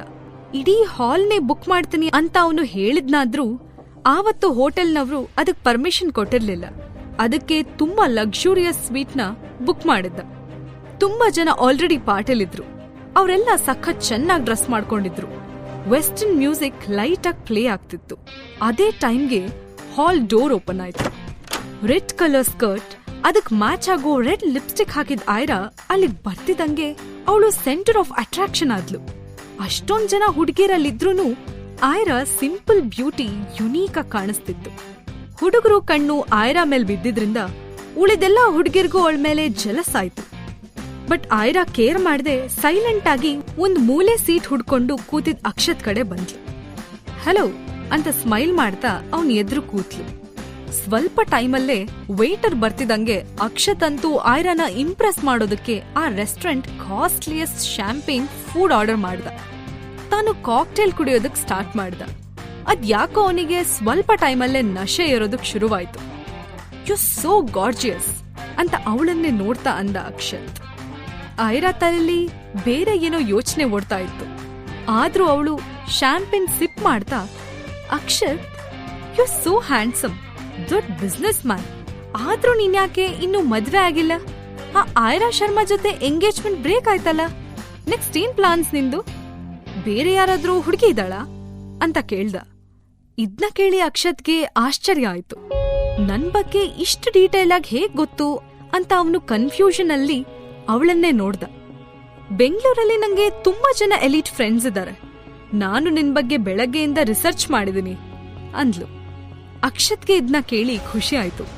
ಈ ಹುಡ್ಗಿ ತನ್ ಬಗ್ಗೆ ನಿಜವಾಗ್ಲೂ ಇಂಟ್ರೆಸ್ಟೆಡ್ ಇದ್ದಾಳೆ ಅಂತ ಅನ್ಸಿ ಅವನು ಉಬ್ಬೋದ. ಆ ಪಾರ್ಟಿ ಹಾಲಲ್ಲಿ ಲೈಟ್ಸ್ ಡಿಮ್ ಆಗ್ತಾ ಹೋದ್ವು. ಬ್ಯಾಕ್ಗ್ರೌಂಡ್ ಮ್ಯೂಸಿಕ್ ಜೋರಾಗ್ತಾ ಹೋಗಿತ್ತು. ಅಕ್ಷತ್ ಫುಲ್ ನಶೆಲಿದ್ದ. ನನಗ್ ಯಾರು ಗರ್ಲ್ ಫ್ರೆಂಡ್ಸ್ ಇಲ್ಲ, ಬಟ್ ಹೂ ನೋಸ್, ನೀನೇ ನನ್ ಗರ್ಲ್ ಚಾರ್ಮಿಂಗ್ ಆಗ್ಬೋದಲ್ವಾ? ಹಾಗಿದ್ರೆ ಇದನ್ನ ಡೇಟ್ ಅಂತ ಭಾವಿಸ್ಬೋದಾ ಅಂತ ಅವನು ಐರಾ ಕೈನ ತನ್ನ ಬೆರಳಿಂದ ಸವರ್ತಾ ಕೇಳ್ದ. ಐರಾ ಸ್ಮೈಲ್ ಮಾಡ್ತಾ, ವೈ ನಾಟ್? ಆದ್ರೆ ಫಸ್ಟ್ ನಂಗೆ ನಿನ್ ಬಗ್ಗೆ ಎಲ್ಲ ತಿಳ್ಕೋಬೇಕು. ನಿಜ ಹೇಳು, ನೀನ್ಯಾಕಿಷ್ಟು ವರ್ಷ ಆದ್ರೂ ಆ ಡುಮ್ಮಿ ಐರಾಗೋಸ್ಕರ ವೇಟ್ ಮಾಡ್ತಿದ್ಯಾ? ನಂಗ್ ಸುಳ್ಳು ಹೇಳೋರ್ ಕಂಡ್ರೆ ಆಗಲ್ಲ. ನಿಜ ಹೇಳಿದ್ರೆ ಇದು ಡೇಟ್ ಹೌದೋ ಅಲ್ವೋ ಅಂತ ನಾನ್ ಡಿಸೈಡ್ ಮಾಡ್ತೀನಿ. ಇದ್ನ ಕೇಳಿ ಅಕ್ಷತ್ ಎದೆ ಉನ್ಮಾದದಿಂದ ಬೀಟ್ ಮಾಡಕ್ ಶುರು ಮಾಡ್ತು. ಫಸ್ಟೇ ನಶೆಲಿದ್ದ ಅವನಿಗೆ ಇನ್ನಷ್ಟು ತಲೆಗೇರ್ತು. ಹೇಗಾದ್ರೂ ಮಾಡಿ ಈ ಐರಾನ ತನ್ನೊಳಗ್ ಮಾಡ್ಕೋಬೇಕು ಅಂತ ಅನ್ಸಿ ಅವನ್ ಹೇಳ್ದ, it's just a business deal. ಆ ಪೆದ್ದಿ ಐರಾ ನಾನು ಅವಳನ್ನ ಇಷ್ಟಪಟ್ಟು ಮದ್ವೆ ಆಗೋಕ್ ಒಪ್ಕೊಂಡಿದೀನಿ ಅಂದ್ಕೊಂಡಿದ್ಲು. ಆದ್ರೆ ನನಗ್ ಬೇಕಾಗಿದ್ದು ಅವಳಲ್ಲ, ಅವಳ ಹೆಸರಲ್ಲಿರೋ ಫಿಸಿಯೋಸ್ ಫಾರ್ಮಾ ಕಂಪನಿ. ಅದು ನಂಗ್ ಸಿಕ್ತು ಅಂದ್ರೆ ಕೇವಲ 5 ವರ್ಷದಲ್ಲೇ ಇಂಡಿಯಾಸ್ ರಿಚೆಸ್ಟ್ ಫ್ಯಾಮಿಲೀಸ್ನಲ್ಲಿ ನಮ್ ಫ್ಯಾಮಿಲಿನೂ ಒಂದಾಗತ್ತೆ ಅಂದ. ನಂತರ ಮಾತ್ ಮುಂದುವರಿಸ್ತಾ, ಇದೆಲ್ಲ ಕೇಳಿ ನಾನ್ ತುಂಬಾ ಕೆಟ್ಟವನು ಅಂತ ಅನಿಸ್ತಿರ್ಬೇಕಲ್ವಾ ನಿನ್ಗೆ ಅಂತ ಡೌಟಲ್ಲಿ ಕೇಳ್ದ. ಐರಾ ಹೆದ್ರಿ ಎದ್ ಹೋಗ್ಬೋದು ಅನ್ನೋ ಡೌಟ್ ಅವನಿಗಿತ್ತು. ಆದ್ರೆ ಐರಾ ಮಾತ್ರ ಮಾದಕವಾಗಿ ಅವನ್ನೇ ನೋಡ್ತಾ, I like bad boys. Business deals ಅಲ್ಲಿ ಇಂಥ ಟ್ರಿಕ್ಸ್ ಯೂಸ್ ಮಾಡಿಲ್ಲ ಅಂದ್ರೆ ಬೆಳೆಯೋದಕ್ಕಾಗಲ್ಲ ಅಂತ ಕಣ್ಮಿಟಕ್ಸಿದ್ಲು. ನಂತರ ಅವಳು ತನ್ನ ಫೋನ್ ತೆಗೆದು ಯಾರಿಗೋ ಮೆಸೇಜ್ ಮಾಡಿ ನಂತರ ಅಕ್ಷತ್ ನೋಡಿ ಸ್ಮೈಲ್ ಮಾಡಿದ್ಲು. ಅಕ್ಷತ್ಗಂತೂ ಸ್ವರ್ಗಾನೇ ಭೂಮಿಗಿಳಿದ್ ಬಂದಂಗ್ ಅನಿಸ್ತು. ಅವನು ಅವಳನ್ನೇ ನೋಡ್ತಾ ಇನ್ನೊಂದ್ ಪೆಗ್ ಕುಡ್ದ. ಇತ್ತ ತನ್ನ ಆಫೀಸ್ ರೂಮಲ್ಲಿ ಸಿದ್ಧಾರ್ಥ್ ಭರದ್ವಾಜ್ ಲ್ಯಾಪ್ಟಾಪ್ ಅಲ್ಲಿ ಏನೋ ಚೆಕ್ ಮಾಡ್ತಾ ಕೂತಿದ್ದ. ಅವನಿಗೊಂದ್ ಕಾಲ್ ಬಂತು. ಡಾಕ್ಟರ್ ಸಂಯುಕ್ತನ ಟ್ರೇಸ್ ಮಾಡಕ್ಕೆ ಅಂತ ಅವನು ತನ್ನ ಫ್ರೆಂಡ್ ಸಹಾಯ ತಗೊಂಡಿದ್ದ. ಹಲೋ ಅಂತ ಸೀರಿಯಸ್ ಆ ಟೋನಲ್ಲಿ ಹೇಳ್ದ ಸಿದ್ಧಾರ್ಥ್. ಸಿದ್ಧಾರ್ಥ್, ನಿಂಗೊಂದು ಶಾಕಿಂಗ್ ನ್ಯೂಸ್. ಆ ಡಾಕ್ಟರ್ ಸಂಯುಕ್ತ ಬೇರೆ ಎಲ್ಲೂ ಇಲ್ಲ, ಅವರು ನಿಮ್ ಹೋಟೆಲ್ಲಲ್ಲೇ ಇರೋದು. ಅವ್ರ ಫೋನ್ ಟ್ರೇಸ್ ಆಗ್ತಿದೆ. She is very near to you, check fast ಅಂತ ಆ ಕಡೆಯಿಂದ ಅವ್ನ್ ಫ್ರೆಂಡ್ ಹೇಳ್ದ. ಕಾಲ್ ಕಟ್ ಮಾಡಿ ಸಿದ್ಧಾರ್ಥ್ ಶಾಕ್ ಅಲ್ಲಿ ಸೆಕ್ರೆಟರಿ ಕಡೆ ನೋಡಿ ಹೇಳ್ದ, ಡಾಕ್ಟರ್ ಸಂಯುಕ್ತ ನಮ್ ಹೋಟೆಲ್ ಒಳಗೆ ಇದಾರಂತೆ. ಏನಾಗ್ತಿದೆ ಇಲ್ಲಿ? ಅವ್ರು ಯಾಕೆ ಇಲ್ಲಿಗೆ ಬಂದಿದ್ದಾರೆ? ಇಲ್ಲಿ ಏನೋ ನಡೀತಾ ಇದೆ. ಫಸ್ಟ್ ಆ ಸಂಯುಕ್ತ ಶರ್ಮಾ ಫೈಂಡ್ ಔಟ್ ಮಾಡಬೇಕು ಅಂತ ಎದ್ ನಿಂತ. ಎಸ್ ಸರ್, ನಮ್ body guards, hotel security guards ಮತ್ತೆ ಎಲ್ಲ ಸ್ಟಾಫ್ಗೂ ಇಮ್ಮಿಡಿಯೇಟ್ಲಿ ಇನ್ಫಾರ್ಮ್ ಮಾಡ್ತೀನಿ ಅಂತ ಹೇಳ್ದ ಸೆಕ್ರೆಟರಿ. ಗಲಾಟೆ ಆಗೋದು ಬೇಡ, ಬಟ್ ಅವರು ಎಲ್ಲ ಬಿಟ್ಟು ನಮ್ ಹೋಟೆಲ್ಗೆ ಯಾಕೆ ಬಂದ್ರು ಅಂತ ತಿಳ್ಕೋಬೇಕು. ಫಸ್ಟ್ ನಾವು ಅವರನ್ನ ಹುಡುಕ್ಬೇಕು, ಗೆಟ್ ಫಾಸ್ಟ್ ಅಂತ ಹೇಳಿದ ಸಿದ್ಧಾರ್ಥ್ ಅವನ ಆಫೀಸ್ ರೂಮಿಂದ ಆಚೆ ಬಂದ. ಡಾಕ್ಟರ್ ಸಂಯುಕ್ತ ಹೇಗಿರಬಹುದು ಅನ್ನೋ ಸಣ್ಣ ಐಡಿಯಾ ಕೂಡ ಅವನಿಗಿರ್ಲಿಲ್ಲ. ಸಿದ್ಧಾರ್ಥ್ ನೇರವಾಗಿ ರಿಸೆಪ್ಷನಿಸ್ಟ್ ಹತ್ರ ಬಂದವನೇ ಗೆಸ್ಟ್ ಲಿಸ್ಟ್ ಓಪನ್ ಮಾಡಿಸ್ದ. ಡಾಕ್ಟರ್ ಸಂಯುಕ್ತ ನಮ್ ಗೆಸ್ಟಾ, ಪ್ಲೀಸ್ ಚೆಕ್ ಅಂತ ಕೇಳ್ದ. ರಿಸೆಪ್ಷನಿಸ್ಟ್ ಬೇಗ ಬೇಗ ಚೆಕ್ ಮಾಡಿ, ನೋ ಸರ್ ಅಂತ ಯಾವ ಹೆಸರಿನವರು ನಮ್ ಗೆಸ್ಟ್ ಅಲ್ಲ ಅಂತ ಕೂಲಾಗಿ ಹೇಳಿದ್ಲು. ಆಗ ಸೆಕ್ರೆಟರಿ ಏನೋ ಯೋಚನೆ ಮಾಡಿ, ಸರ್ ಮೇ ಬಿ ಅವರು ರೂಮ್ ತಗೊಳ್ದೇ ಇರಬಹುದು, ಬಟ್ ನಮ್ಮ ರೆಸ್ಟೋರೆಂಟ್ಗೋ ಅಥವಾ ಪಾರ್ಟಿ ಹಾಲ್ಗೋ ವಿಸಿಟ್ ಮಾಡಿರ್ಬೇಕು. ನಾವ್ ಅಲ್ಲೇ ಹೋಗಿ ಹುಡ್ಕೋದ್ ಬೆಟರ್ ಅಂತ ಹೇಳ್ದ. ಬಾಡಿ ಗಾರ್ಡ್, ಸೆಕ್ರೆಟರಿ, ಸಿದ್ಧಾರ್ಥ್ ಎಲ್ರೂ ಡಾಕ್ಟರ್ ಸಂಯುಕ್ತನ ಹುಡ್ಕೊಂಡು ಇಡೀ ರೆಸ್ಟೋರೆಂಟ್, ಹೋಟೆಲ್ ಲಾಬಿ ಎಲ್ಲಾ ಕಡೆ ಹುಡ್ಕೋದಕ್ ಶುರು ಮಾಡಿದ್ರು. ತನ್ನ ಹ್ಯಾಕರ್ ಫ್ರೆಂಡ್ ಜೊತೆ ಬ್ಲೂಟೂತ್ ಕಾಲಲ್ಲಿದ್ದ ಸಿದ್ಧಾರ್ಥ್ ಅವನಿಗೆ ಸಂಯುಕ್ತ ಶರ್ಮಾ ಯಾಕ್ ತಮ್ಮ ಹೋಟೆಲ್ಗೆ ಬಂದಿದ್ದಾರೆ ಅಂತ ತಿಳ್ಕೊಳ್ಳೇಬೇಕಾಗಿತ್ತು. ಆದ್ರೆ ತಾನ್ ಹುಡುಕ್ತಿರೋ ಡಾಕ್ಟರ್ ಸಂಯುಕ್ತ ಶರ್ಮಾ ಬೇರೆ ಯಾರೂ ಅಲ್ಲ, ತನ್ನ ಫ್ಲಾಟ್ ಪಕ್ಕದಲ್ಲೇ ಇರೋ ಆಯ್ರಾ ಅಂತ ಅವನಿಗೆ ಸುಳುವೂ ಇರ್ಲಿಲ್ಲ. ಇತ್ತ ಪಾರ್ಟಿ ಹಾಲಲ್ಲಿ ಜೋರಾಗಿ ಮ್ಯೂಸಿಕ್ ಪ್ಲೇ ಆಗ್ತಾನೆ ಇತ್ತು. ಆಯ್ರಾಗೆ ಅಕ್ಷತ್ನಿಂದ ಇನ್ನಷ್ಟು ಇನ್ಫಾರ್ಮೇಶನ್ ಬೇಕಿತ್ತು. ಅವಳು ಆಶ್ಚರ್ಯದಲ್ಲೇ ಕೇಳಿದ್ಲು, ಆ ಫಿಸಿಯೋಸ್ ಫಾರ್ಮಸಿ ಬಗ್ಗೆ ನಾನು ಕೇಳಿದ್ದೀನಿ ಅಕ್ಷತ್, ಆದ್ರೆ ಅದೀಗ ಲಾಸ್ ಅಲ್ಲಿದೆ ಅಲ್ವಾ, ಅದ್ರಿಂದ ನೀನ್ ಹೇಗ ಶ್ರೀಮಂತ ಆಗ್ತೀಯಾ ಅಂದ್ಲು. ತನ್ನ ಎದುರು ಕೂತಿರೋ ಈ beautiful girl I like bad boys ಅಂದಿದ್ ಕೇಳಿ ಅಕ್ಷತ್ಗೆ ಆಗ್ಲೇ ತಲೆ ಗಿರ್ ಅಂದಿತ್ತು. ತಾನೆಂಥ ಚಾಣಾಕ್ಷ ಅನ್ನೋದನ್ನ ತೋರ್ಸೋದಕ್ಕೆ ಅವನು ಎಲ್ಲಾ ಇನ್ಫಾರ್ಮೇಶನ್ ಅವಳಿಗೆ ಹೇಳೋಕ್ ಮುಂದಾದ. ಅಕ್ಷತ್ ತನ್ನ ಕಾಕ್ಟೇಲ್ ಸವರ್ತಾ ಅಂದ, ಇಂಡಿಯಾ ಅಲ್ಲ, ಇಡೀ ವಿಶ್ವದಲ್ಲೇ ಇಂಪಾಸಿಬಲ್ ಅನ್ಕೊಂಡಿರೋ ಒಂದ್ ರಿಸರ್ಚ್ ಆ ಕಂಪನಿಲಿ ನಡೆದಿದೆ ಅಂತ ನಮಗೆ ಇನ್ಫಾರ್ಮೇಶನ್ ಇದೆ. ಹಿಂದೆ ಡಾಕ್ಟರ್ ವಸುಂಧರಾ ಅಂತ ಒಬ್ಬ ಸೈಂಟಿಸ್ಟ್ ಇದ್ಲು, ಅವಳದೇ ಈ ಕಂಪನಿ. ತಾನ್ ಮಾಡಿದ ಸ್ಟೆಮ್ ಸೆಲ್ ರಿಸರ್ಚ್ ಬಗ್ಗೆ ಎಲ್ಲೂ ಒಂದ್ ಸಣ್ಣ ಇನ್ಫಾರ್ಮೇಶನ್ ಇಲ್ದೇ ಇರೋ ಹಾಗೆ ಮಾಡಿ ಎಲ್ಲ ಹೈಡ್ ಮಾಡಿ ಸತ್ ಹೋಗಿದ್ದಾಳೆ. ಬ್ಲಡಿ ಬಿಚ್. ಆ ಕಂಪನಿ ನಂದಾಗೋವರೆಗೂ ಆ ರಹಸ್ಯ ನನ್ ಕೈಗೆ ಸಿಗಲ್ಲ ಅಂತ ಹೇಳಿ ಆಯ್ರಾನ ನೋಡಿ ಮಾತ್ ಮುಂದ್ವರಿಸ್ತ. ಡಾಕ್ಟರ್ ವಸುಂಧರಾ ಆಯ್ರಾಳ ಅಮ್ಮ ಆಗಿದ್ಲು. ಅವನು ತನ್ನ ತಾಯಿನ ಬ್ಲಡಿ ಬಿಚ್ ಅಂದಿದ್ ಕೇಳಿ ಅವಳಿಗೆ ಕೋಪ ಬಂತು. ಆದ್ರೆ ತನ್ನ ತಾಯಿ ಬಗ್ಗೆ ಅಕ್ಷತ್ ಇದ್ಯಾವ್ದೋ ಹೊಸ ಇನ್ಫಾರ್ಮೇಶನ್ ಕೊಡ್ತಿರೋದ್ ನೋಡಿ ಆಯ್ರಾಗೆ ಶಾಕ್ ಆಯ್ತು. ಈಗ ಅವಳಿಗೆ ತನಗ್ ಗೊತ್ತಿಲ್ಲದೆ ಇರೋ ಅನೇಕ ರಹಸ್ಯಗಳು ಆ ಕಂಪನಿಲಿದೆ ಅಂತ ಅನ್ಸಕ್ ಶುರುವಾಯ್ತು. ಹಾಗಿದ್ರೆ ತನ್ನ ಅಮ್ಮನ ಸಾವಿಗೂ ಇದಕ್ಕೂ ಏನಾದ್ರೂ ಸಂಬಂಧ ಇದೆಯಾ? ಇದ್ರಲ್ಲಿ ಯಾರ್ಯಾರು ಶಾಮಿಲಾಗಿದ್ದಾರೆ ಅನ್ನೋ ಪ್ರಶ್ನೆ ಅವಳ ತಲೆಲಿ ಓಡೋದಕ್ ಶುರು ಮಾಡ್ತು. ಅವಳಿಗೆ ಎಲ್ರ ಮೇಲೂ ಸಿಟ್ಟು ಬರೋದಕ್ ಶುರುವಾಯ್ತು, ಎಸ್ಪೆಷಲಿ ಅಕ್ಷತ್ ಮೇಲೆ. ಆದ್ರೆ ಅವನಿಂದ ತಿಳ್ಕೋಬೇಕಾಗಿರೋ ಇಂಪಾರ್ಟೆಂಟ್ ವಿಷಯ ಇನ್ನೊಂದಿತ್ತು. ಅದಕ್ಕೆ ತನ್ನ ಸಿಟ್ಟು ಕಂಟ್ರೋಲ್ ಮಾಡ್ತಾ ಆಯ್ರಾ, ಅಕ್ಷತ್, ಆಯ್ರಾಗೆ ಟ್ವಿನ್ಸ್ ಆಗಿದ್ವಂತೆ, ನಿಜನಾ? ಅವು ಎಲ್ಲಿವೆ ಈಗ ಅಂತ ಕೇಳಿದ್ಲು. ಇದನ್ನ ಕೇಳಿ ಅಕ್ಷತ್ ಒಂದ್ ಕ್ಷಣಕ್ಕೆ ಆಯ್ರಾನೇ ನೋಡ್ದ. ನಂತ್ರ ಅಂದ, ವಾಟ್ ರಿಯಲಿ? ಆ ವಿಷಯದ ಡೀಟೇಲ್ಸ್ ನಂಗೆ ಗೊತ್ತಿಲ್ಲ, ಆದ್ರೆ ಆ ಡುಮ್ಮಿ ನನ್ ಡ್ರೀಮ್ನೇ ಹಾಳ್ ಮಾಡಿದ್ಲು. ಅವಳನ್ನ ಮದ್ವೆ ಆಗಿ ಆ ಕಂಪ್ನಿನ ನನ್ನ ಹೆಸರಿಗೆ ಮಾಡ್ಕೊಂಡು ಆಮೇಲೆ ಅವಳನ್ನ ಬಿಟ್ಬಿಡೋಣ ಅನ್ನೋದು ನನ್ ಪ್ಲಾನ್ ಆಗಿತ್ತು. ಆದ್ರೆ ಮದ್ವೆಗ್ ಮುಂಚೆನೆ ಅವಳು ಪ್ರೆಗ್ನೆಂಟ್ ಆಗಿ ಬಂದಿದ್ಲು. ಅವಳನ್ನ ಮದ್ವೆ ಆಗಿದ್ರೆ ಆ ಮಕ್ಕಳು ನನವಾಗ್ತಿದ್ವು. Bloody idiot. ತನ್ನ ಮಕ್ಕಳಿಗೆ ತಂದೆ ಯಾರು ಅನ್ನೋದೇ ಅವಳಿಗೆ ತಿಳಿದಿಲ್ವಂತೆ ಅಂದ. ಅಕ್ಷತ್ಗೆ ತನ್ನ ಮಕ್ಕಳ ಬಗ್ಗೆ ಇನ್ಫಾರ್ಮೇಶನ್ ಇಲ್ಲ ಅನ್ನೋದ್ ಕೇಳಿ ಆಯ್ರಾಗೆ ಮತ್ತೆ ಬೇಜಾರಾಯ್ತು. ಆಯ್ರಾ ಏನೂ ಮಾತಾಡ್ದೆ ಸುಮ್ನೆ ಕೂತಿರೋದನ್ನ ಒಬ್ಸರ್ವ್ ಮಾಡ್ದ ಅಕ್ಷತ್. ಅವಳು ಹಾಕಿದ ಆ ಸ್ಕರ್ಟ್, ಅವಳ ನುಣುಪಾದ ಕಾಲು, ಹೈ ಹೀಲ್ಸ್, ಆ ಕೆಂಪು ಡ್ರೆಸ್, ಅವಳ ಪರ್ಫೆಕ್ಟ್ ದೇಹ ನೋಡಿ ಅವನಿಗೆ ಮತ್ತಷ್ಟು ನಶೆ ಇರೋದಕ್ ಶುರುವಾಯ್ತು. ಅವನು ನಿಧಾನಕ್ಕೆ ಟೇಬಲ್ ಹತ್ರ ವಾಲ್ತಾ ಅವಳನ್ನ ಕಿಸ್ ಮಾಡೋದಕ್ಕೆ ಅವಳ ಹತ್ರ ಹೋದ. ಆಯ್ರಾ ಮಾದಕವಾಗಿ ಅವನನ್ನ ನೋಡಿ, ನಂತರ ವ್ಯಂಗ್ಯವಾಗಿ ಸ್ಮೈಲ್ ಮಾಡಕ್ ಶುರು ಮಾಡಿದ್ಲು. ಆಯ್ರಾ ಅವನ್ನ ತಡಿತಾ ಅಂದ್ಲು, ಅಕ್ಷತ್, ನಿನ್ ಹಿಂದೆ ಯಾರೋ ನಿಂತಿದ್ದಾರೆ ನೋಡು. ಅಕ್ಷತ್ ಕನ್ಫ್ಯೂಷನ್ ಅಲ್ಲಿ ಹಿಂದೆ ತಿರುಗಿ ನೋಡ್ದ. ಒಂದ್ ಕ್ಷಣ ಅವನ್ ಹಾರ್ಟ್ ಬೀಟೆ ನಿಂತಂಗಾಯ್ತು. ಹಾಗಿದ್ರೆ ಅಕ್ಷತ್ ಹಿಂದೆ ನಿಂತಿದ್ದವ್ರು ಯಾರು? ಆಯ್ರಾನೇ ಡಾಕ್ಟರ್ ಸಂಯುಕ್ತ ಅಂತ ಸಿದ್ಧಾರ್ಥ್ಗೆ ಗೊತ್ತಾಗತ್ತಾ? ಆಯ್ರಾ ತನ್ನ ಸೀಕ್ರೆಟ್ನ ಹೇಗ್ ಉಳಿಸ್ಕೋತಾಳೆ?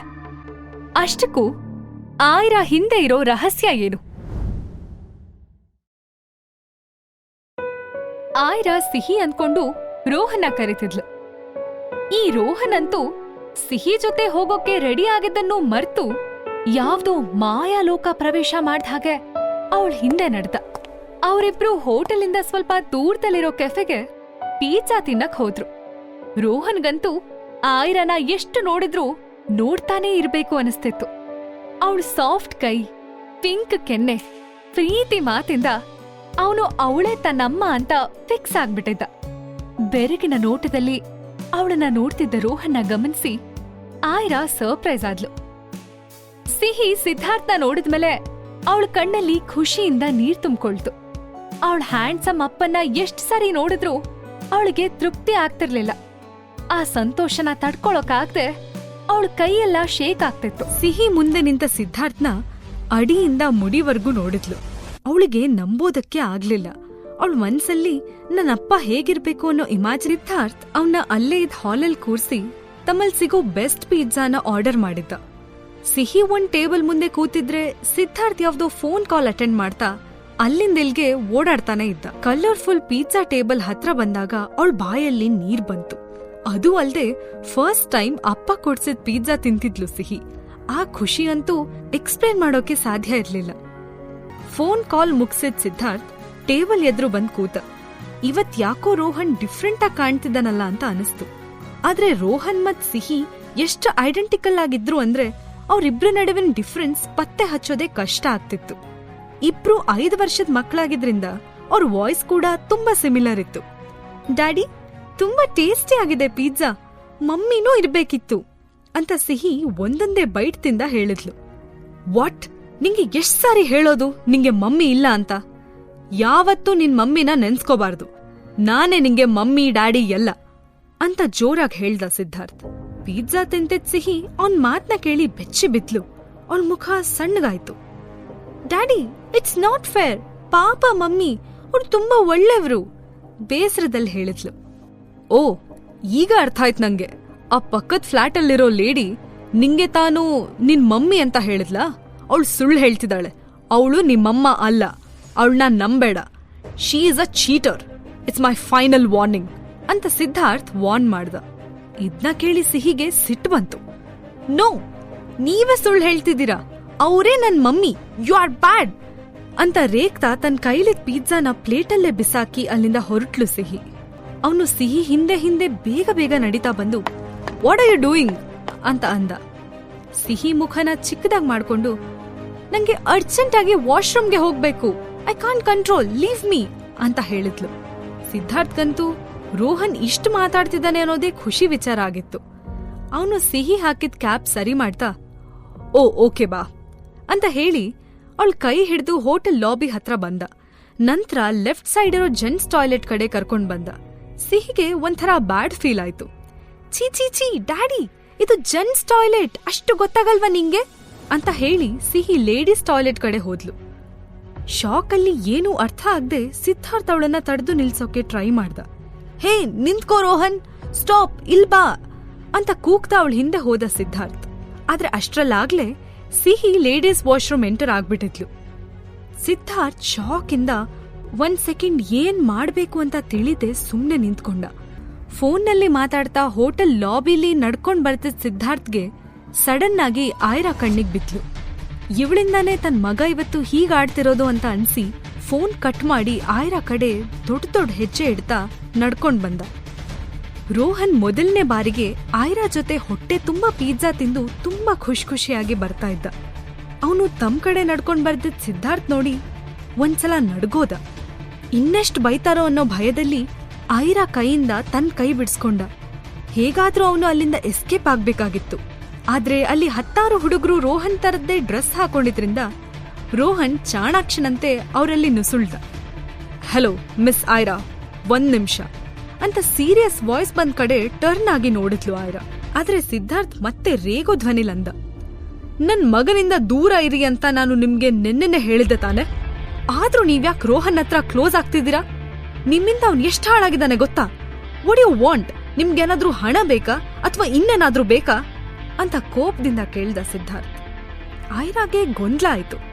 ಅವಳು, ಅಲ್ರಿ ಆಕ್ಚುಲಿ ನಿಮ್ಗೇನಾಗಿದೆ? ನಾನ್ ನಿಮ್ ಮಗನ್ ತಂಟೆಗೆ ಬಂದಿಲ್ಲ, ನೀವ್ ಮಿಸ್ಅಂಡರ್ಸ್ಟ್ಯಾಂಡ್ ಮಾಡ್ಕೊಂಡಿದೀರಾ ಅಷ್ಟೇ ಅಂತ ಅಂದ್ಲು.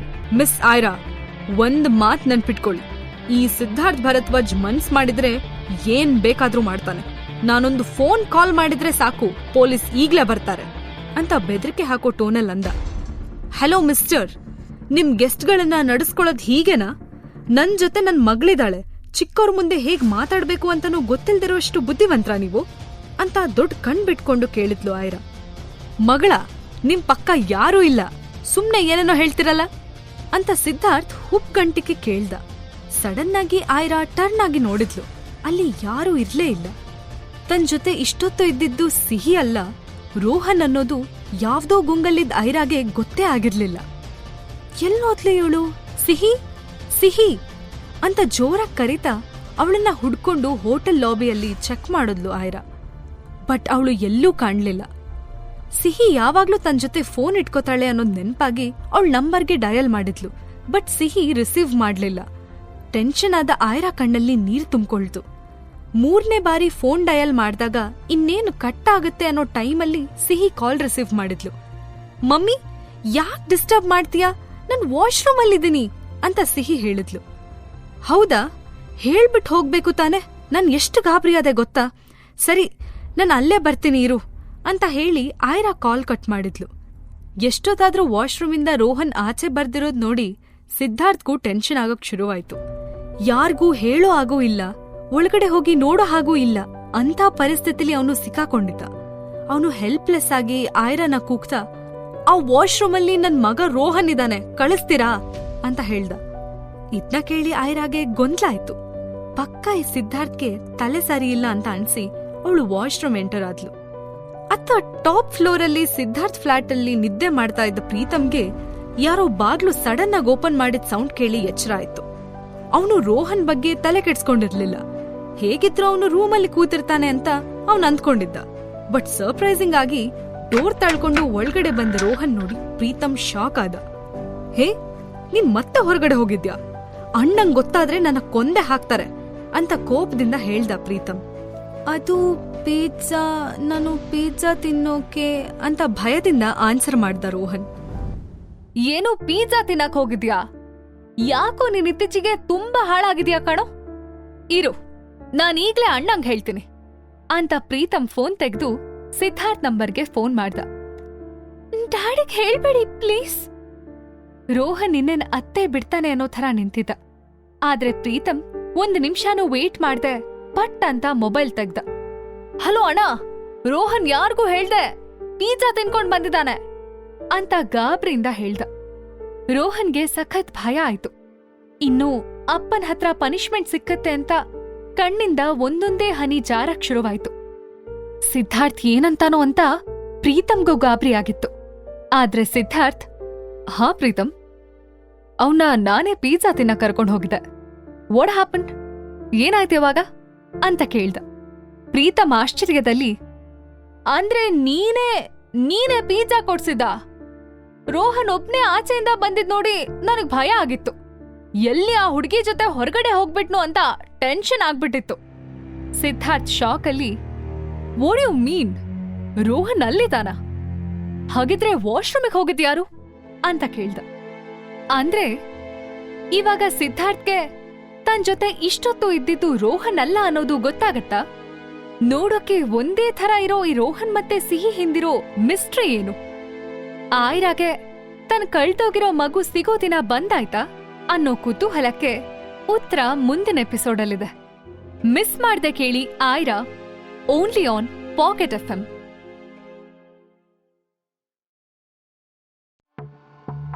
ರೋಹನ್ ಜೋರಾಗಿ ಮಾತಾಡ್ತಿದ್ದ. ಆದ್ರೆ ಅದು ನಿದ್ದೆ ಗಣ್ಣಲ್ಲಿ ಐಸ್ ಕ್ರೀಮ್ ಅಮ್ಮ ನಂಗೆ ಐಸ್ ಕ್ರೀಮ್ ಬೇಕು, ಪ್ಲೀಸ್ ಅಮ್ಮ ಐಸ್ ಕ್ರೀಮ್ ತಂದ್ಕೊಡು ಅಂತ ಪದೇ ಪದೇ ಹೇಳ್ತಿದ್ದ. ನಿದ್ದೆಲಿ ಬಿಕ್ಕಿ ಬಿಕ್ಕಿ ಅಳ್ತಿದ್ದ. ಹತ್ರ ಹೋಗಿ ಅವನ್ ಪಕ್ಕ ಕೂತ್ಕೊಂಡ ಸಿದ್ಧಾರ್ಥ್.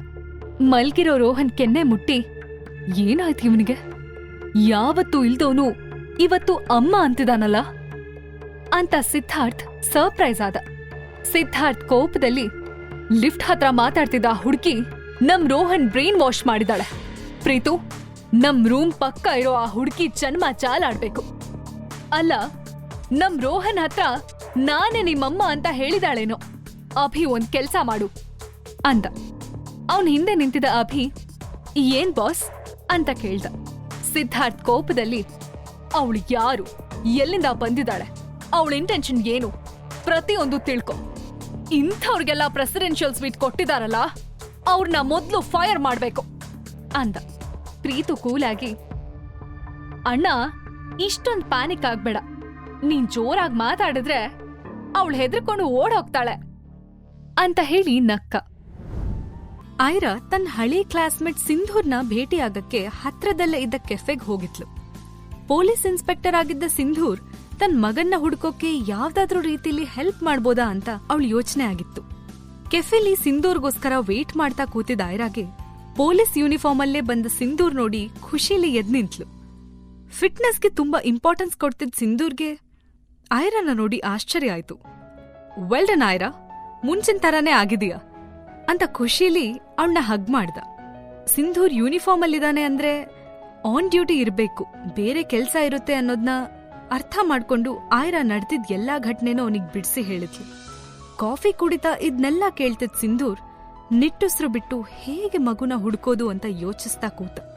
ಐರಾ, ಅಕ್ಷತ್ಗೆ ನಿನ್ ಮಗು ಬಗ್ಗೆ ಸುಳುವಿರ್ಬೋದು, ಅವನ್ ಹತ್ರ ನಿಂಗ್ ತಿಳಿದೇ ಇರೋ ಇನ್ನಷ್ಟು ರಹಸ್ಯಗಳು ಇರ್ಬೋದು. ಹೇಗಿದ್ರೂ ಅಕ್ಷತ್ ನಿನ್ನ ಗುರ್ತು ಹಿಡ್ದಿಲ್ಲ ಅಂತ ಹೇಳ್ತಿದೀಯ. ಒಂದ್ಸಲ ಅವನ್ ಜೊತೆ ಹೇಗಾದ್ರೂ ಮಾತಾಡಿ ವಿಷಯ ತಿಳ್ಕೊಳ್ಳೋದಕ್ ಟ್ರೈ ಮಾಡು ಅಂದ. ಅಕ್ಷತ್ ಹೆಸರು ಕೇಳಿ ಐರಾಗೆ ಅಸಹ್ಯ ಆಯ್ತಾದ್ರೂ ಸಿಂಧೂರ್ ಮಾತಿನ ಬಗ್ಗೆ ವಿಚಾರ ಮಾಡ್ತಾ ಅವಳು ಕೂತ್ಲು. ಕಾಫಿ ಕುಡ್ದಾದ್ಮೇಲೆ ಸಿಂಧೂರ್ ಐರಾಗೆ ಏನೋ ಗುಟ್ಟಾದ ವಿಚಾರ ಹೇಳಿ ಅಲ್ಲಿಂದ ಎದ್ದು ಹೋದ. ಐರಾ ಇನ್ನೂ ಬಂದಿರ್ಲಿಲ್ಲ. ಸಿಹಿಗೆ ಬೋರ್ ಆಗೋದಕ್ ಶುರುವಾಯ್ತು. ಏನ್ ಮಾಡೋದು ಅಂತ ತೋಚದೆ ಅವಳು ರೂಮ್ ಡೋರ್ ಓಪನ್ ಮಾಡಿ ಆಚೆ ಬಂದ್ಲು. ತನ್ನ ರೂಮ್ ಪಕ್ಕನೇ 002 ರೂಮ್ ನಂಬರ್ ನೋಡಿದ್ಲು. ಡೋರಲ್ಲಿ ಲ್ಯಾಂಡ್ಲೈನ್ ನಂಬರ್ ಕೂಡ ಇತ್ತು. ಸಡನ್ ಆಗಿ ಅವಳಿಗೇನೋ ನೆನಪಾಯ್ತು. ಸಿಹಿ ಮುಖದ ಮೇಲೆ ನಗು ಮೂಡ್ತು. ಅವಳಲ್ಲಿನ ತರ್ಲೆ ಗುಣ ಜಾಗೃತ ಆಗಿತ್ತು. ಸಿಹಿ ವಾಪಸ್ ತನ್ನ ರೂಮಿಗೆ ಬಂದು ಅಲ್ಲೇ ಇದ್ ಲ್ಯಾಂಡ್ಲೈನ್ ಫೋನಿಂದ ಪಕ್ಕದ ರೂಮಿನ ಲ್ಯಾಂಡ್ಲೈನ್ಗೆ ಫೋನ್ ಮಾಡಿದ್ಲು.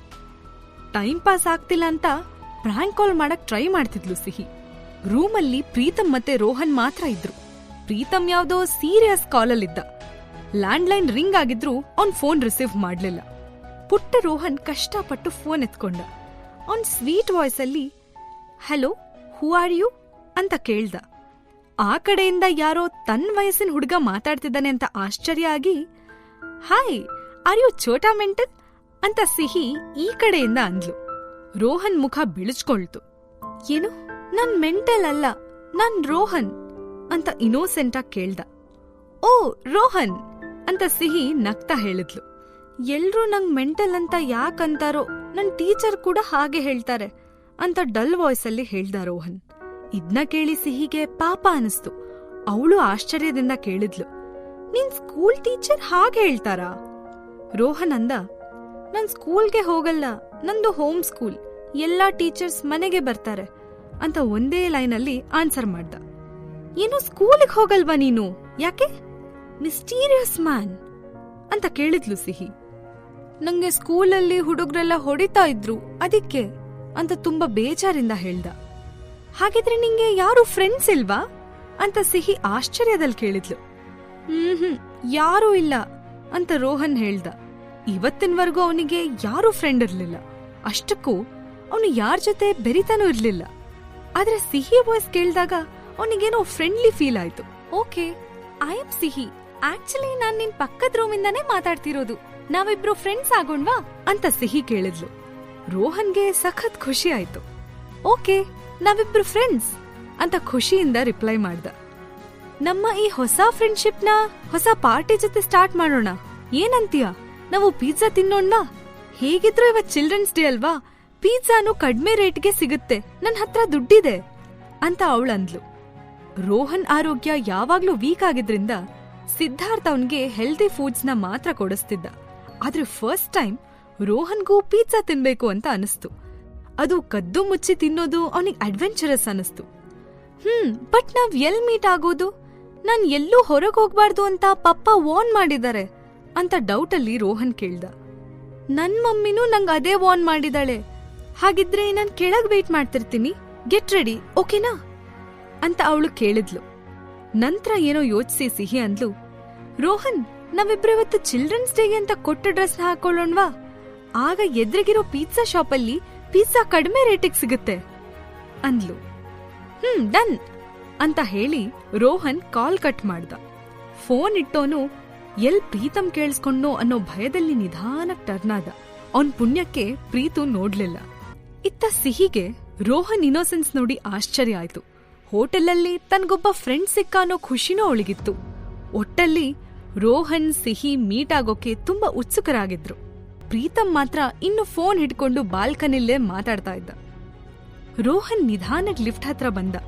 ಅಷ್ಟ್ರಲ್ಲಿ ಲಿಫ್ಟ್ ಡೋರ್ ಓಪನ್ ಆದ ಸೌಂಡ್ ಕೇಳಿಸ್ತು. ಡ್ಯಾಡಿ ಬಂದ್ಬಿಟ್ರಾ ಹೇಗೆ ಅಂತ ಅವನಿಗೆ ಸಖತ್ ಭಯ ಆಯ್ತು. ಆದ್ರೆ ಲಿಫ್ಟ್ ಇಂದ ಆಚೆ ಬಂದವಳು ಆಯ್ರಾ ಆಗಿದ್ಲು. ಆಯ್ರಾ ಫೋನಲ್ಲಿ ಯಾರ್ ಜೊತೆನೋ ಮಾತಾಡ್ತಾ ಇದ್ಲು. ಅವಳು ವೈಟ್ ಟೀ ಶರ್ಟ್, ಕ್ಯಾಪ್ ಹಾಕಿದ್ ರೋಹನ್ನ ಸಿಹಿ ಅಂತಾನೆ ಭಾವಿಸಿದ್ಲು. ಫೋನಲ್ಲಿ ಮಾತಾಡ್ತಾ ಹೋದ್ಲು. Hotel presidential sweet 4001. ಆ ಕಡೆ ಸಿಹಿ ಹುಡುಗಿ ಆಗಿದ್ರಿಂದ ಸಿಂಪಲ್ ಡ್ರೆಸ್ ಹಾಕೊಳ್ಳೋಕು ತುಂಬಾ ಚೂಸಿ ಆಗಿದ್ಲು. ಹೋಟೆಲ್ನವ್ರು ಕೊಟ್ಟಿದ್ದ ಡ್ರೆಸ್ ಮಡಚಿ ಹೋಗಿದ್ರಿಂದ ಅವಳದನ್ನ ಐರನ್ ಮಾಡಿ ರೆಡಿ ಆಗಕ್ಕೆ ಹಾಫ್ ಅನ್ ಅವರ್ ಮೇಲಾಯ್ತು. ರೂಮ್ ಡೋರ್ ತಳ್ಕೊಂಡು ಆಚೆ ಬಂದ ಸಿಹಿ ಆ ಕಡೆ ಈ ಕಡೆ ನೋಡಿದ್ಲು. ಎಲ್ಲಾದ್ರೂ ಅವಳ ಹೊಸ ಫ್ರೆಂಡ್ ರೋಹನ್ ಇರಬಹುದಾ ಅಂತ. ಅವನು ಈಗಾಗ್ಲೇ ಕೆಳಗ್ ಹೋಗಿರ್ಬೇಕು ಅಂತ ಭಾವಿಸಿ ಸಿಹಿನು ಲಿಫ್ಟ್ ಹತ್ತಿ ಕೆಳಗಿಳಿದು ಬಂದ್ಲು. ಹೋಟೆಲ್ನ ಗ್ರೌಂಡ್ ಫ್ಲೋರ್ ಅವತ್ತು ತುಂಬಾ ಮಕ್ಕಳಿಂದ ಗಿಜು ಕೊಡ್ತಾ ಇತ್ತು. ಕೆಲವು ಮಕ್ಕಳು ಸಿಹಿ ಥರನೇ ವೈಟ್ ಟೀ ಶರ್ಟ್, ಕ್ಯಾಪ್ ಹಾಕಿದ್ರು.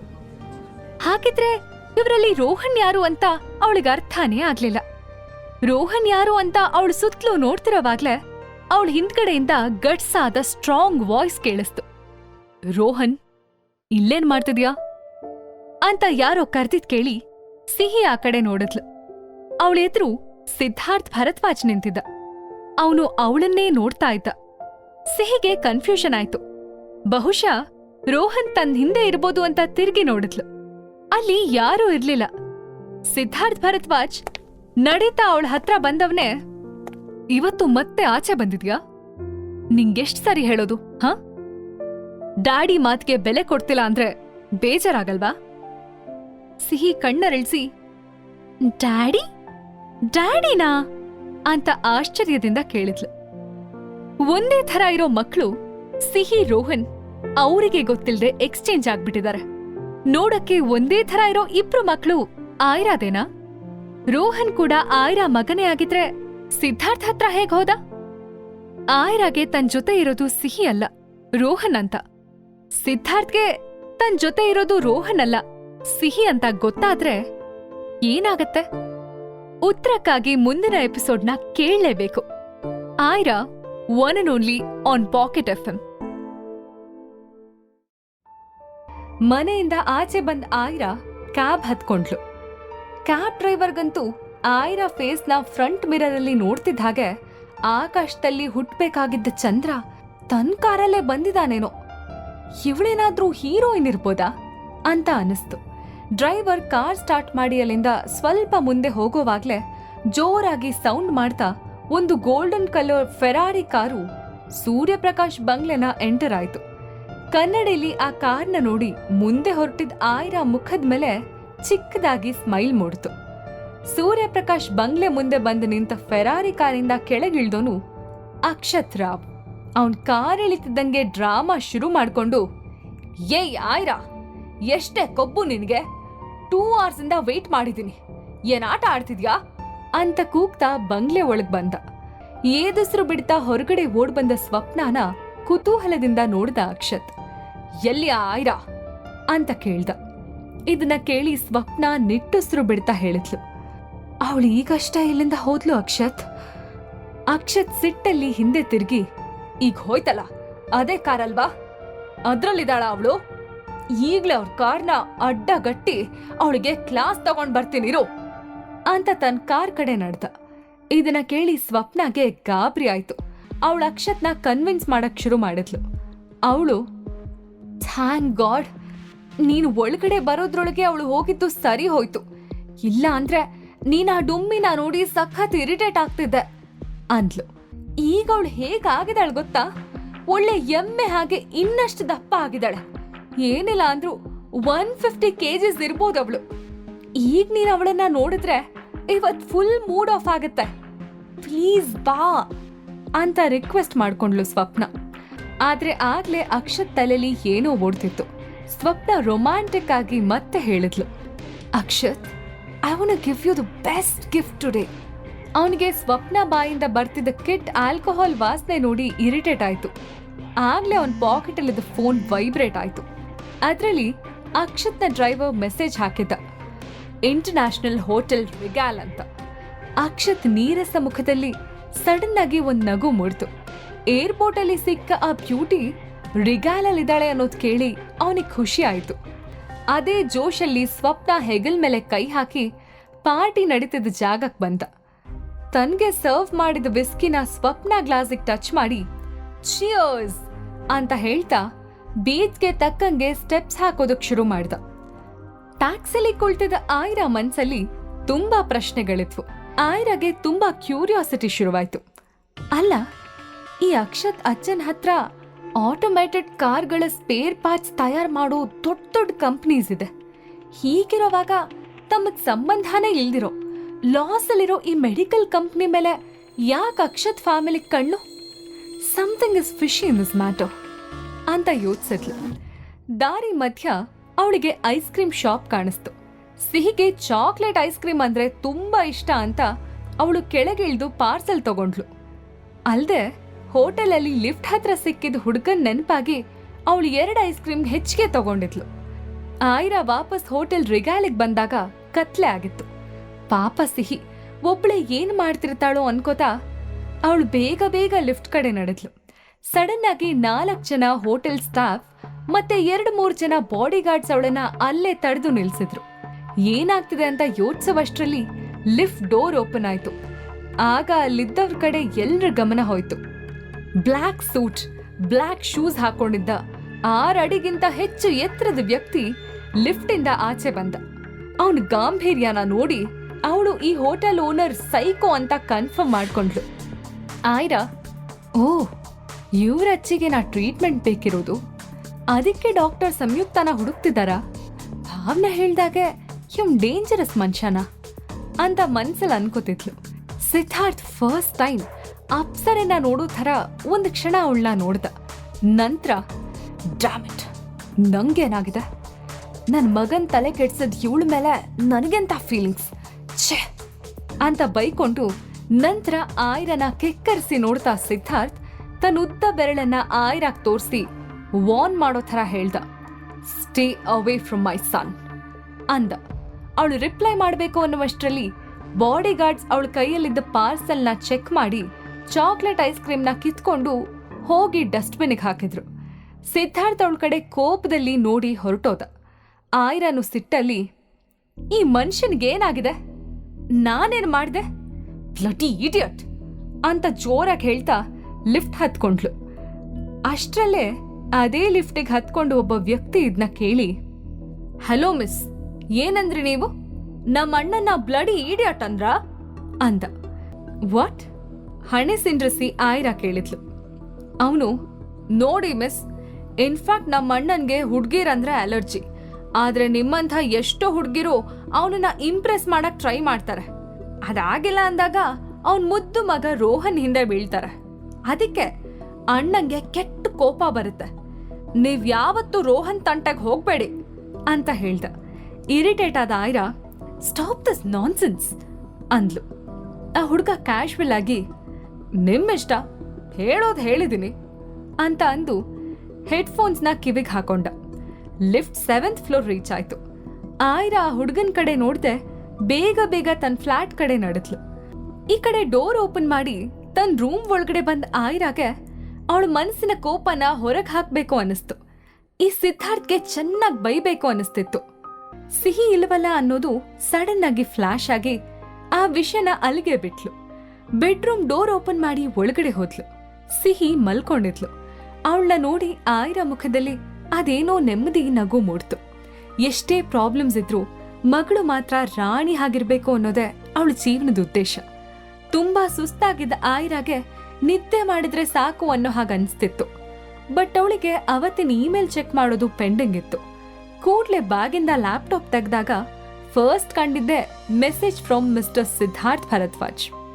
ಕುತೂಹಲದಿಂದ ಇಮೇಲ್ ಓಪನ್ ಮಾಡಿ ನೋಡಿದ್ಲು ಆಯ್ರಾ. ಡಾಕ್ಟರ್ ಸಂಯುಕ್ತ, ನಿಮ್ಮ ಅಪಾಯಿಂಟ್ಮೆಂಟ್ ನಮ್ಗೆ ತುಂಬಾ ಮುಖ್ಯ. 80 ವರ್ಷದ ನಮ್ಮ ಅಜ್ಜಿಗೆ ನಿಮ್ ಥರ ಲ್ಯಾಟ್ರಲ್ ನೋಡ್ಸ್ ಅಲ್ಲಿ ಸ್ಪೆಷಲೈಸೇಷನ್ ಇರೋ ನ್ಯೂರೋ ಸರ್ಜನ್ ಅಗತ್ಯ ಇದೆ. ದಯವಿಟ್ಟು ಆದಷ್ಟು ಬೇಗ ನನ್ನ ಕಾಂಟ್ಯಾಕ್ಟ್ ನಂಬರ್ಗೆ ಕಾಲ್ ಮಾಡಿ ಅಂತ ಹೇಳಿ ಆ ಮೆಸೇಜ್ ಟೈಪ್ ಆಗಿತ್ತು. ಕೆಳಗಡೆ ನಂಬರ್ ಕೂಡ ಮೆನ್ಷನ್ ಆಗಿತ್ತು. ಏನೋ ಯೋಚನೆ ಮಾಡಿದ ಆಯ್ರಾ ಆ ಇಮೇಲ್ಗೆ ಏನೋ ರಿಪ್ಲೈ ಮಾಡಿ ಸೆಂಡ್ ಬಟನ್ ಕ್ಲಿಕ್ ಮಾಡಿದ್ಲು. ಅದಾದ್ಮೇಲೆ ಅವಳ ಮುಖದ ಮೇಲೆ ಬ್ಯೂಟಿಫುಲ್ ಸ್ಮೈಲ್ ಬಂತು. ಇತ್ತ ಹೋಟೆಲ್ ಗ್ರೌಂಡ್ ಫ್ಲೋರ್ ಅಲ್ಲಿ ಸಿದ್ಧಾರ್ಥ್ ಆಫೀಸ್ ರೂಮ್ ಇತ್ತು. ಅವನು ಹೋಟೆಲ್ ಅಲ್ಲಿ ಇದ್ದಾಗೆಲ್ಲ ಕೆಲಸ ಮಾಡೋದು ಅದೇ ರೂಮಲ್ಲಿ. ಡಾಕ್ಟರ್ ಸಂಯುಕ್ತ ಇಮೇಲ್ಗೆ 3 ದಿನದಿಂದ ವೇಟ್ ಮಾಡ್ತಿದ್ದ ಅವನು. ಆದ್ರೆ ಅವ್ರ ಕಡೆಯಿಂದ ಇನ್ನೂ ರಿಪ್ಲೈ ಬಂದಿರ್ಲಿಲ್ಲ. ಅದ್ರ ಬಗ್ಗೆ ಯೋಚಿಸ್ತಾ ಕೂತಿದ್ದ ಸಿದ್ಧಾರ್ಥ್ ಲ್ಯಾಪ್ಟಾಪ್ಗೆ ಟೆಂಡ್ ಅಂತ ನೋಟಿಫಿಕೇಶನ್ ಬಂತು. ಇಮೇಲ್ ಓಪನ್ ಮಾಡಿದಾಗ ಡಾಕ್ಟರ್ ಸಂಯುಕ್ತ ಕಡೆಯಿಂದ ರಿಪ್ಲೈ ಬಂದಿತ್ತು. ಅವನ್ ಎಕ್ಸೈಟ್ಮೆಂಟ್ ಅಲ್ಲಿ ಓದಕ್ ಶುರು ಮಾಡ್ದ. ಅಷ್ಟ್ರಲ್ಲಿ ಪ್ರೀತು ಅಲ್ಲಿಗೆ ಓಡ್ ಬಂದ. ಅವನ್ ಗಾಬ್ರಿಲಿ ಅಣ್ಣ ಬೇಗ ಬಾ ಅಂದ. ಸಿದ್ಧಾರ್ಥ್ ಆಶ್ಚರ್ಯದಲ್ಲಿ ಏನಾಯ್ತು, ಯಾಕ್ ಗಾಬ್ರಿಲಿದ್ಯಾ ಅಂತ ಕೇಳ್ದ. ಸ್ವಲ್ಪ ನರ್ವಸ್ ಆಗಿ ಪ್ರೀತು ರಿಪ್ಲೈ ಮಾಡ್ತಾ, ಅದು ಅಣ್ಣ ನಮ್ ರೋಹನ್ಗೇನೋ ಆಗಿದೆ, ಪ್ಲೀಸ್ ಬೇಗ ಬಾ ಅಂದ. ಇದನ್ನ ಕೇಳಿ ಸಿದ್ಧಾರ್ಥ್ಗೆ ಶಾಕ್ ಆಯ್ತು. ಕೂಡ್ಲೆ ಅವನು ಲಿಫ್ಟ್ ಕಡೆ ಓಡ್ಕೊಂಡು ಹೋದ. ಹೋಟೆಲ್ ಸ್ಟಾಫ್ಸ್ ಎಲ್ಲ ಆಶ್ಚರ್ಯದಿಂದ ಅವನು ಹೋದ್ ಕಡೆನೆ ನೋಡ್ತಾ ನಿಂತಿದ್ರು. ಸಿದ್ಧಾರ್ಥ್ ರೋಹನ್ ರೂಮ್ ಒಳಗಡೆ ಹೋಗಿ ನೋಡ್ದ. ಅವನ್ ಎದೆ ಜೋರಾಗಿ ಬೀಟ್ ಮಾಡ್ತಾ ಇತ್ತು. ಬೆಡ್ ಮೇಲೆ ಮಲ್ಕೊಂಡಿದ್ದ ರೋಹನ್ ಒಂದೇ ಸಮ ಕನವರಿಸ್ತಿದ್ದ. Mummy chocolate ice cream, mummy mummy chocolate ice cream, mummy chocolate ice cream. Siddharth ಮಗ ರೋಹನ್ನ ವಿಚಿತ್ರ ಬಿಹೇವಿಯರ್ಗೆ ಏನ್ ಕಾರಣ? ರಕ್ತ ಸಂಬಂಧ ಅಂದ್ರೆ ಇದೇನಾ? ಆಯ್ರಾ ಅಮ್ಮ ವಸುಂಧರಾ ಬಿಟ್ಟೋಗಿರೋ ಆ ಮೆಡಿಕಲ್ ಕಂಪ್ನಿಲಿ ಅಂಥದ್ದೇನಿದೆ? ಯಾಕೆ ಅಕ್ಷತ್ ಫ್ಯಾಮಿಲಿ ಲಾಸ್ ಅಲ್ಲಿರೋ ಮೆಡಿಕಲ್ ಕಂಪ್ನಿ ಹಿಂದೆ ಬಿದ್ದಿದೆ? ಸೂರ್ಯಪ್ರಕಾಶ್ ನಿಜವಾದ ಇಂಟೆನ್ಷನ್ ಏನು ಅನ್ನೋ ನಿಮ್ಮ ಕುತೂಹಲದ ಪ್ರಶ್ನೆಗೆ ಉತ್ತರ ಮುಂದಿನ ಎಪಿಸೋಡಲ್ಲಿದೆ. ಕೇಳ್ತಾ ಇರಿ ಆಯ್ರಾ.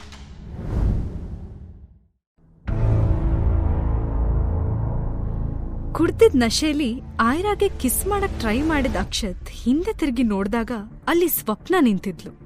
ಅವಳು ಕೋಪದಲ್ಲಿ ಬುಸ್ಗುಡ್ತಾ ಇದ್ಲು. ಈಗ ಅವಳ ಕೋಪ ಆಯ್ರಾ ಮೇಲ್ ತಿರುಗ್ತು. ಯು ಬಿಚ್, ನನ್ನ ಅಕ್ಷತಿಂದ ದೂರ ಮಾಡ್ಬೇಕು ಅಂತ ಅದೆಷ್ಟೇ ಡ್ರಾಮಾ ಮಾಡ್ತಿದೀಯಾ?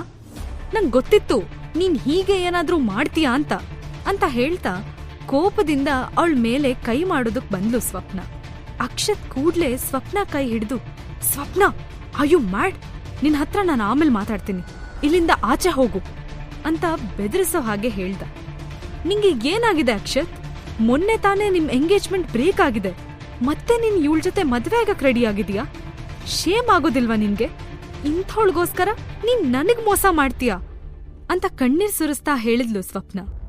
ಅಕ್ಷತ್ ಕನ್ಫ್ಯೂಸ್ ಆದ. ಏನ್ ಹೇಳ್ತಿದ್ಯಾ ಸ್ವಪ್ನ? ನೀನು ತಪ್ಪು ತಿಳ್ಕೊಂಡಿದ್ಯಾ, ಇವಳು ಬೇರೆ ಆಯ್ರಾ ಅಂತ ಹೇಳ್ದ. ಅಲ್ಲಿ ಬಂದಿದ್ ಜನ ಎಲ್ಲ ಈ ಡ್ರಾಮಾನ ಕುತೂಹಲದಿಂದ ನೋಡ್ತಾ ಇದ್ರು. ನಿಂಗ್ ತಲೆ ಕೆಟ್ಟಿದೆ, ಇವಳು ಅದೇ ಆಯ್ರಾ, ಅದೇ ಫ್ಯಾಟ್ ಲೇಡಿ. ಬಿಗ್ ಫೇಸ್ ಅಂತ ನೀನ್ ಬೈತಿದ್ಯಲ್ಲ, ಅದೇ ಆಯ್ರಾ ಶರ್ಮಾ.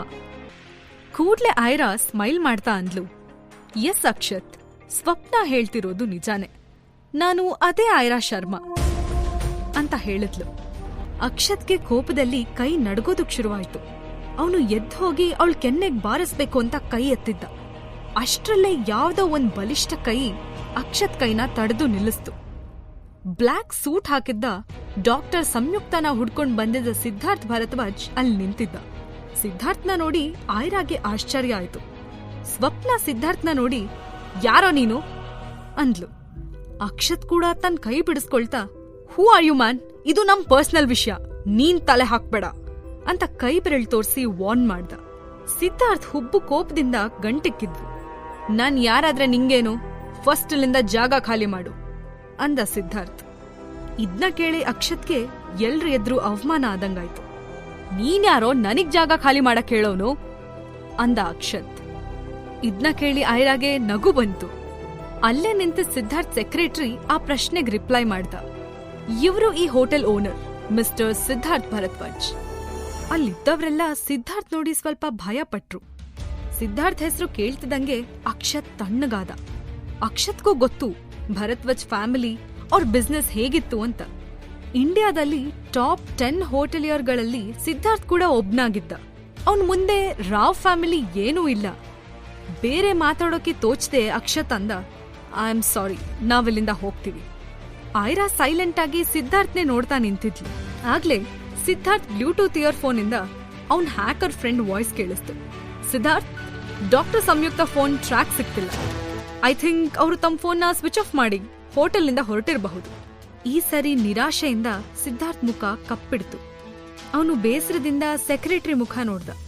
Hotel restaurant. ಪ್ರೀತಮ್ ಆಗ್ಲೇ ಒಂದು ಗ್ರೌಂಡ್ ಫ್ಲೋರಲ್ಲಿದ್ದ ರೆಸ್ಟೋರೆಂಟ್ ಅಲ್ಲಿ ಕಾಯ್ತಾ ಇದ್ದ. ಇಲ್ಲಿ ಸಿದ್ಧಾರ್ಥ್ ಡಾಕ್ಟರ್ ಸಂಯುಕ್ತನ ಹುಡುಕ್ತಿರುವಾಗ್ಲೇ ಅವನು ತನ್ನ ಫೇವ್ರೆಟ್ ಗೇಮರ್ ಸ್ವೀಟ್ ಪ್ರಿನ್ಸೆಸ್ ಜೊತೆ ಮಾತಾಡಿ ಅವಳನ್ನ ಭೇಟಿ ಆಗೋಕೆ ಬಂದಿದ್ದ. ಅಲ್ಲಿ ಬರ್ತಿದ್ ಯಂಗ್ ವುಮೆನ್ನೆಲ್ಲ ನೋಡಿ ಅವರೇ ಸ್ವೀಟ್ ಪ್ರಿನ್ಸೆಸ್ ಇರ್ಬೋದಾ ಅಂತ ನೋಡ್ತಾ ಇದ್ದ. 15 ನಿಮಿಷದ ನಂತರ ಅವನ್ ಫೋನ್ಗೆ ಮೆಸೇಜ್ ಬಂತು. ವೇರ್ ಆರ್ ಯು ಪ್ರೀತಮ್ ಅಂತ ಸಿಹಿ ಅವನಿಗೆ ಮೆಸೇಜ್ ಮಾಡಿದ್ಲು. I am already waiting for you, seat number 21 ಅಂತ ಪ್ರೀತಮ್ ರಿಪ್ಲೈ ಮಾಡ್ದ. ಅವನ್ ಡೋರ್ ಕಡೆನೆ ದೃಷ್ಟಿ ಇಟ್ಟು ಕುತ್ಕೊಂಡ. 2 ಮಿನಿಟ್ಸ್ ಆಯ್ತು. ಹಲೋ ಮಿಸ್ಟರ್, ಸಿ ಹಿಯರ್ ಅಂತ ಕೆಳಗಡೆಯಿಂದ ಸೌಂಡ್ ಬಂತು. ಅವನು ತಲೆ ಬಗ್ಸಿ ನೋಡ್ದ. ಅವನ್ ಕಣ್ಗೆ ಕೌಬಾಯ್ ಹ್ಯಾಟ್ ಮಾತ್ರ ಕಾಣಿಸ್ತು. ಪ್ರೀತಮ್ ತನ್ ಮುಂದೆ ನಿಂತಿದ್ದ ಕೌಬಾಯ್ ಹ್ಯಾಟ್ ಹಾಕೊಂಡಿದ್ದ ಚಿಕ್ಕ ಹುಡುಗನ್ನ ನೋಡಿ ಅವನು ಶಾಕ್ ಆದ. ಸಿಹಿನ ನೋಡಿ ಪ್ರೀತಮ್ ಅದು ರೋಹನ್ ಅಂತ ಭಾವಿಸಿದ್ದ. ರೋಹನ್, ಸ್ವೀಟ್ ಪ್ರಿನ್ಸೆಸ್ ಅಂದ್ರೆ ನೀನಾ ಅಂತ ಶಾಕ್ ಅಲ್ಲಿ ಕೇಳಿ ಪ್ರೀತಮ್ ಹಿಂದಕ್ ಸರ್ದ. ಸಿಹಿ ಪ್ರೀತಮ್ ಕಡೆ ನೋಡಿ ಸ್ಮೈಲ್ ಮಾಡಿದ್ಲು. ಎಸ್, ನಾನೇ ಅಂತ ಹೇಳ್ತಾ ಸಿಹಿ ಪ್ರೀತಮ್ ಎದುರಿನ ಚೇರ್ ಮೇಲೆ ಕುತ್ಕೊಂಡ್ಲು. ವರ್ಲ್ಡ್ ನಂಬರ್ 1 ಗೇಮ್ ಪ್ಲೇಯರ್ ನಮ್ ರೋಹನ್ ನನ್ ಮನೇಲೆ ಇದ್ಕೊಂಡು ಗೇಮ್ ಆಡಿದ್ರು ನನಗ್ ಯಾವತ್ತೂ ಗೊತ್ತೇ ಆಗಿಲ್ವಲ್ಲ. ಎಷ್ಟು ಸೀಕ್ರೆಟ್ ಮೇಂಟೈನ್ ಮಾಡಿದಾನ ಇವನು. ಅದಕ್ಕೆ ಮೋಸ್ಟ್ಲಿ ಇವನಿಗೆ ಓದೋದು ಅಂದ್ರೆ ಆಗಲ್ಲ ಅಂತ ಮನ್ಸಲ್ಲಿ ಹೇಳ್ಕೊಳ್ತಿದ್ದ ಪ್ರೀತು. ತುಂಬಾ ಟಯರ್ಡ್ ಆಗಿದ್ದ ಆಯ್ರಾ ಅವತ್ತು ಬೇಗ ಮಲ್ಕೋಬೇಕು ಅನ್ಕೊಂಡಿದ್ಲು. ಅವರಿಬ್ರು ಲಿಫ್ಟ್ ಏರಿ ತಮ್ಮ ಫ್ಲಾಟ್ಗೆ ಬಂದ್ರು. ಆಯ್ರಾ ಬೆಡ್ ಮೇಲೆ ಕೂರ್ತಿದ್ದ ಹಾಗೆ ಫೋನ್ ರಿಂಗ್ ಆಯ್ತು. ಅವಳಪ್ಪ ಸೂರ್ಯಪ್ರಕಾಶ್ ಮತ್ತೆ ಮತ್ತೆ ಫೋನ್ ಮಾಡ್ತಿದ್ರು. ಕೋಪ ಬಂದು ಅವಳು ಕಾಲ್ ಕಟ್ ಮಾಡಿ ಸೈಲೆಂಟ್ ಮೋಡ್ಗೆ ಹಾಕಿ ಮಲ್ಕೊಂಡ್ಲು. ಮಾರ್ನಿಂಗ್ ಅವಳು ಎದ್ದಾಗ ಫೋನ್ ತುಂಬಾ ಮಿಸ್ಡ್ ಕಾಲ್ಸ್ ತುಂಬಿಕೊಂಡಿದ್ವು. ಅವಳಪ್ಪನ್ ಕಾಲ್ ಜೊತೆ ಪ್ರಿಯಾ ಮಿಸ್ಡ್ ಕಾಲ್ ಕೂಡ ಇತ್ತು. ಆಯ್ರಾ ಫಸ್ಟ್ ಸೂರ್ಯಪ್ರಕಾಶ್ ನಂಬರ್ಗೆ ಕಾಲ್ ಮಾಡಿದ್ಲು. ಏ ಆಯ್ರಾ, ನೀನ್ ಮತ್ತೆ ಅಕ್ಷತ್ನ ಬುಟ್ಟಿಗೆ ಹಾಕೊಳಕ್ ಪ್ರಯತ್ನ ಪಡ್ತಿದೀಯಂತೆ. ನಂಗ್ ನಿಜಕ್ಕೂ ನೋವಾಗಿದೆ. ಯಾಕ್ ನಮ್ ಇನ್ನೋಸೆನ್ಸ್ನ ನೀನು ಯೂಸ್ ಮಾಡ್ಕೋತಿದೀಯಾ ಅಂತ ಸೂರ್ಯಪ್ರಕಾಶ್ ಅವಳನ್ನ ಬ್ಲೇಮ್ ಮಾಡೋದಕ್ ಶುರು ಮಾಡಿದ್ರು. ಆಯ್ರಾ ಇರಿಟೇಟ್ ಆಗಿ ಕಾಲ್ ಕಟ್ ಮಾಡ್ಬೇಕು ಅಂದ್ಕೊಂಡ್ಲು. ಅಷ್ಟ್ರಲ್ಲಿ ಸೂರ್ಯಪ್ರಕಾಶ್ ಹೇಳಿದ್ರು, ನಿನ್ ಶರು ಅತ್ತೆಗೆ ತುಂಬಾ ಹುಷಾರಿಲ್ಲ. ಡಾಕ್ಟರ್ ಅವಳು ಬದುಕೋದಿಲ್ಲ ಅಂತ ಹೇಳಿದಾರೆ. ಸಾಯೋ ಮೊದ್ಲು ನಿನ್ನ ನೋಡ್ಬೇಕಂತಿದ್ಲು. ಹೆಲ್ತ್ ಕೇರ್ ಹಾಸ್ಪಿಟಲ್ ಅಲ್ಲಿ ಇದ್ದಾಳೆ. ಶರು ಅತ್ತೆನಾ? ಏನಾಯ್ತು ಅವ್ರಿಗೆ ಅಂತ ಆತಂಕದಲ್ಲಿ ಕೇಳಿದ್ಲು ಆಯ್ರಾ. ಬ್ರೈನ್ ಟ್ಯೂಮರ್ ಅಂತ ಹೇಳಿ ಕಾಲ್ ಕಟ್ ಮಾಡಿದ್ರು ಸೂರ್ಯಪ್ರಕಾಶ್. ಬೆಡ್ ಮೇಲೆ ಕೂತಿದ್ದ ಆಯ್ರಾ ಕಣ್ಣಲ್ಲಿ ನೀರ್ ತುಂಬಿಕೊಳ್ತು. ಚಿಕ್ಕವಳಿದ್ದಾಗ ಅಮ್ಮ ಇಲ್ದಿದ್ದ ಆಯ್ರಾನ ತಾಯಿ ಹಾಗೆ ನೋಡ್ಕೊಂಡವ್ರು ಶರು ಅತ್ತೆ. ಅವ್ರು ಕೊಟ್ಟ ಪ್ರೀತಿ, ವಾತ್ಸಲ್ಯ, ಮಮತೆ ಅಮ್ಮನ್ ಹಾಗೆ ಇತ್ತು. ಶರು ಅತ್ತೆಗೆ ಆಯ್ರಾ ತಾಯಿ ಇಲ್ಲ ತಬ್ಲಿ ಅಂತ ಅವಳ ಮೇಲೆ ಮೊದ್ಲಿಂದಾನೂ ತುಂಬಾ ಪ್ರೀತಿ ಇತ್ತು. ಆದ್ರೆ ಆಯ್ರಾ 15 ವರ್ಷದವಳಾಗೋವಾಗ್ಲೇ ಶರು ಅತ್ತೆ ಸೂರ್ಯಪ್ರಕಾಶ್ ಕುಟುಂಬದಿಂದ ಯಾವ್ದೋ ಕಾರಣಕ್ಕೆ ಬೇರೆಯಾಗಿದ್ರು. ಶರು ಅತ್ತೆನ ನೋಡ್ಬೇಕು ಅಂದ್ಕೊಂಡು ಬೇಗ ಬೇಗ ರೆಡಿಯಾದ್ಲು ಆಯ್ರಾ. ಗಡಿಬಿಡಿಲಿ ತಿಂಡಿ ತಿಂದು ಸಿಹಿಗೆ ಬಾಯ್ ಹೇಳಿ ಹೊರಟ್ಲು. ಅವಳು ಫ್ಲಾಟಿಂದ ಆಚೆ ಬರ್ತಿರೋವಾಗ್ಲೇ ಸಿದ್ಧಾರ್ಥ್ ಫ್ಲಾಟಿಂದ 2 ಹೆಣ್ಮಕ್ಳು ಆಚೆ ಬಂದು ಲಿಫ್ಟ್ ಕಡೆ ಹೋಗ್ತಿದ್ರು. ಅವ್ರಿಬ್ರು ಮಾತಾಡ್ತಿರೋದ್ನ ಕೇಳಿ ಆಯ್ರಾಗೆ ಸುಮ್ನಿರು. ಅದ್ ಹೇಗ್ ಗೊತ್ತಾಗತ್ತೆ? ಆ ರೋಹನ್ ಸತ್ರು ಬಾಯ್ ಬಿಡಲ್ಲ. ನೋಡಿದ್ಯಲ್ಲ ನೀನು, ನಾನ್ ಎಷ್ಟು ಹೊಡೆದ್ರೂ ಕುಯ್ ಪುಯ್ ಅನ್ನಲ್ಲ. ಮೆಂಟಲಿ ಅವನಿಗೆ ಟಾರ್ಚರ್ ಮಾಡ್ಬೇಕು ಅಂತ ಮತ್ತೊಬ್ಳು ಹೇಳಿದ್ಲು. ಡಿಂಗ್ ಅಂತ ಸೌಂಡ್ ಮಾಡ್ತಾ ಲಿಫ್ಟ್ ಓಪನ್ ಆಯ್ತು. ಅವ್ರಿಬ್ರು ತಮ್ಮ ಹಿಂದೆ ಬರ್ತಿದ್ದ ಆಯ್ರಾನ ಗಮನಿಸೇ ಇರ್ಲಿಲ್ಲ. ಆಯ್ರಾಗೆ ಅವ್ರ ಕಣ್ಣಿಗ್ ಬೀಳೋಕ್ಕೂ ಇಷ್ಟ ಇರ್ಲಿಲ್ಲ. ಅವಳು ಅವರಿಬ್ರು ಬೇಗ ಬೇಗ ಲಿಫ್ಟ್ ಏರಿ ಕೆಳಗ್ ಹೋಗೋವರೆಗೂ ವೇಟ್ ಮಾಡ್ತಾ ನಿಂತ್ಲು. ಅಂದ್ರೆ ಇವರು ಮಿಸ್ಟರ್ ಸಿದ್ಧಾರ್ಥ್ ಭರದ್ವಾಜ್ ಮಗನಿಗೆ ಟಾರ್ಚರ್ ಮಾಡ್ತಿದಾರ? ಚಿಕ್ಕ ಮಕ್ಳಿಗೆ ಹೀಗೆಲ್ಲ ಮಾಡೋಕೆ ಮನ್ಸಾದ್ರೂ ಹೇಗ್ ಬರುತ್ತೆ ಅಂತ ಆಯ್ರಾ ಮನ್ಸಲ್ಲೇ ಅಂದ್ಕೊಂಡ್ಲು. ಆಯ್ರಾ ಇದೇ ಯೋಚನೆನಲ್ಲಿ ಕೆಳಗ್ ಬಂದ್ಲು. ಹೋಟೆಲ್ ಲಾಬಿಲಿ ಬರ್ತಿರುವಾಗ ದೂರದಲ್ಲಿ ಸಿದ್ಧಾರ್ಥ್ ಕಾಣಿಸ್ದ. ಆಯ್ರಾ ಮನ್ಸಲ್ಲಿ ಈಗಷ್ಟೇ ಕೇಳಿಸಿದ ಮಾತು ಮತ್ತೆ ಮತ್ತೆ ರಿವೈಂಡ್ ಆಗ್ತಿತ್ತು. ಈ ವಿಷಯನ ಅವ್ರಿಗೆ ಹೇಳ್ಬಿಡ್ಲಾ ಅಂತ ಅಂದ್ಕೊಂಡ್ಲು.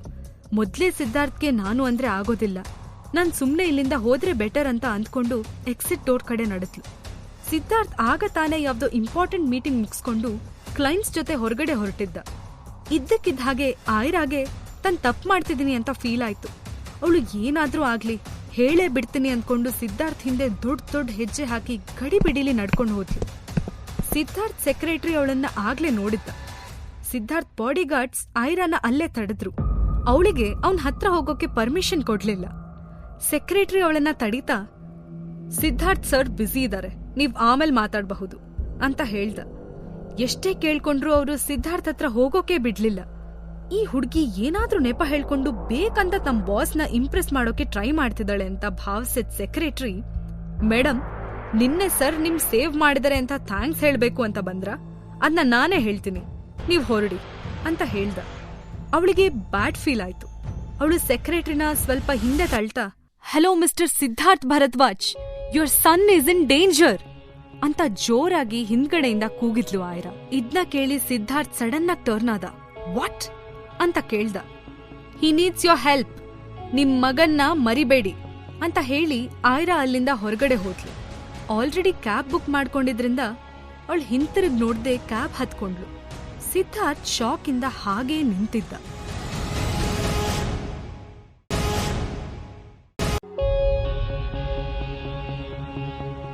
ರೋಹನ್ ಲೈಫ್ ಡೇಂಜರ್ ಅಲ್ಲಿದೆ ಅಂತ ಸಿದ್ಧಾರ್ಥ್ಗೆ ವಾರ್ನ್ ಮಾಡಿದ ಆಯ್ರಾ ಕೂಡ್ಲೆ ಕ್ಯಾಬ್ ಹತ್ತಿ ಇಂದಿರಾನಗರದಲ್ಲಿದ್ದ ಹೆಲ್ತ್ ಕೇರ್ ಹಾಸ್ಪಿಟಲ್ಗೆ ರೀಚ್ ಆದ್ಲು.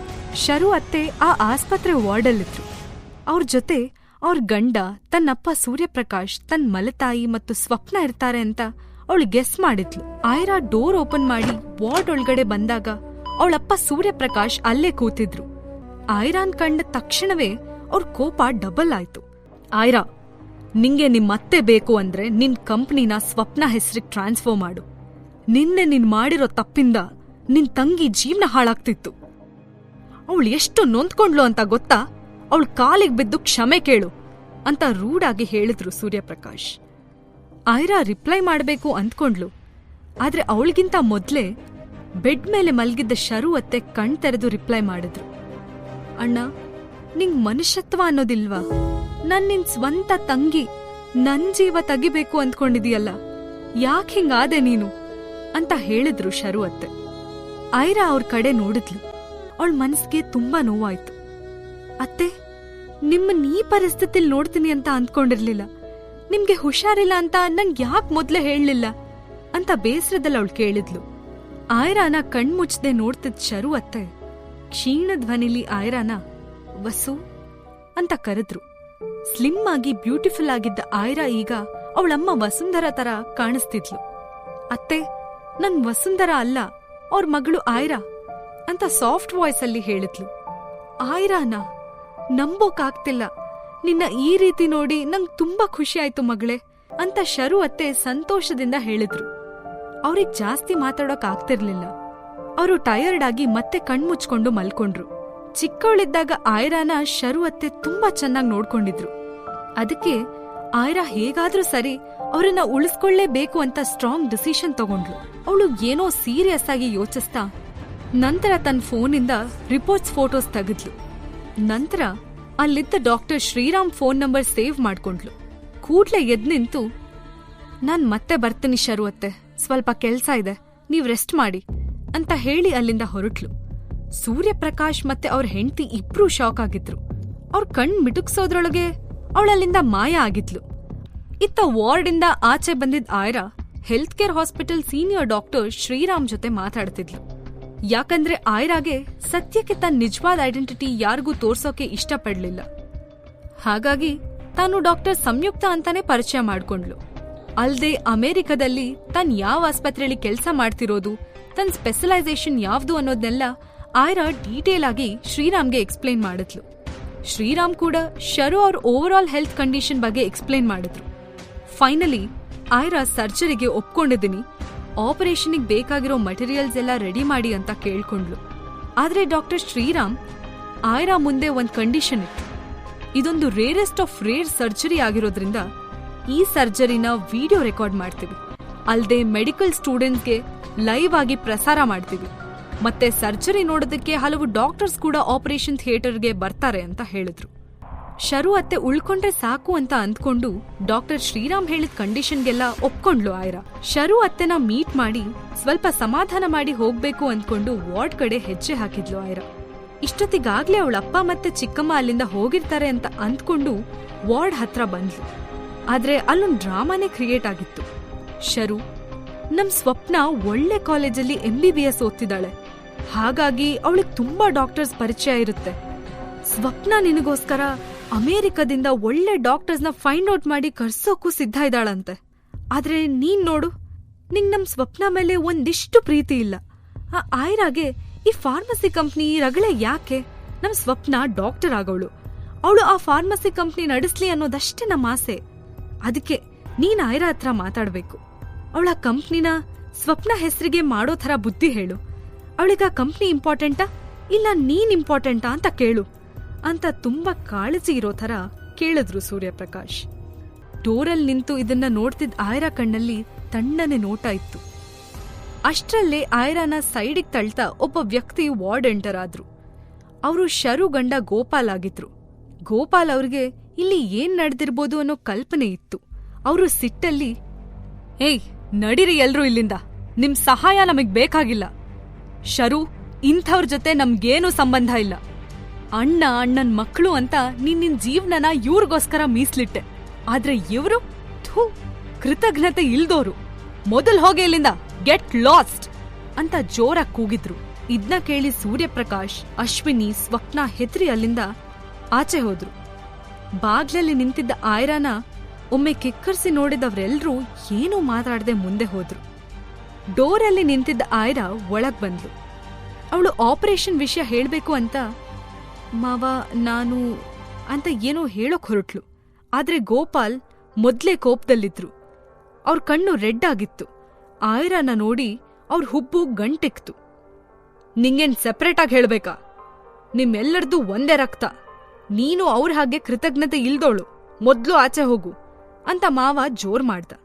ಆ ಕ್ಷಣದಲ್ಲಿ ಅಲ್ಲಿ ಗಲಾಟೆ ಆದ್ರೆ ಶರುವತ್ತೆಗೆ ಸಮಸ್ಯೆ ಆಗತ್ತೆ ಅಂತ ಡಾಕ್ಟರ್ ಆಗಿದ್ದ ಆಯ್ರಾಗೆ ತಿಳಿದಿತ್ತು. ಅಷ್ಟ್ರಲ್ಲಾಗ್ಲೇ ಈ ಗಲಾಟೆ ಅಲ್ಲಿ ಓಡಾಡ್ತಿದ್ದವ್ರನ್ನೆಲ್ಲ ಅಟ್ರಾಕ್ಟ್ ಮಾಡ್ತಿತ್ತು. ಕ್ಯೂರಿಯಸ್ ಇಂದ ಜನರು ಇವ್ರ ಕಡೆನೆ ಗಮನ ಕೊಡೋದಕ್ ಶುರು ಮಾಡಿದ್ರು. ಇದ್ನ ನೋಡಿ ಆಯ್ರಾ ಏನೂ ಮಾತಾಡದೆ ಹೊರಗಡೆ ಬಂದ್ಲು. ಆಯ್ರಾ ಏನೋ ಯೋಚಿಸ್ತಾ ಪ್ರಿಯಾ ನಂಬರ್ಗೆ ಮೆಸೇಜ್ ಮಾಡೋದಕ್ ಸ್ಟಾರ್ಟ್ ಮಾಡಿದ್ಲು.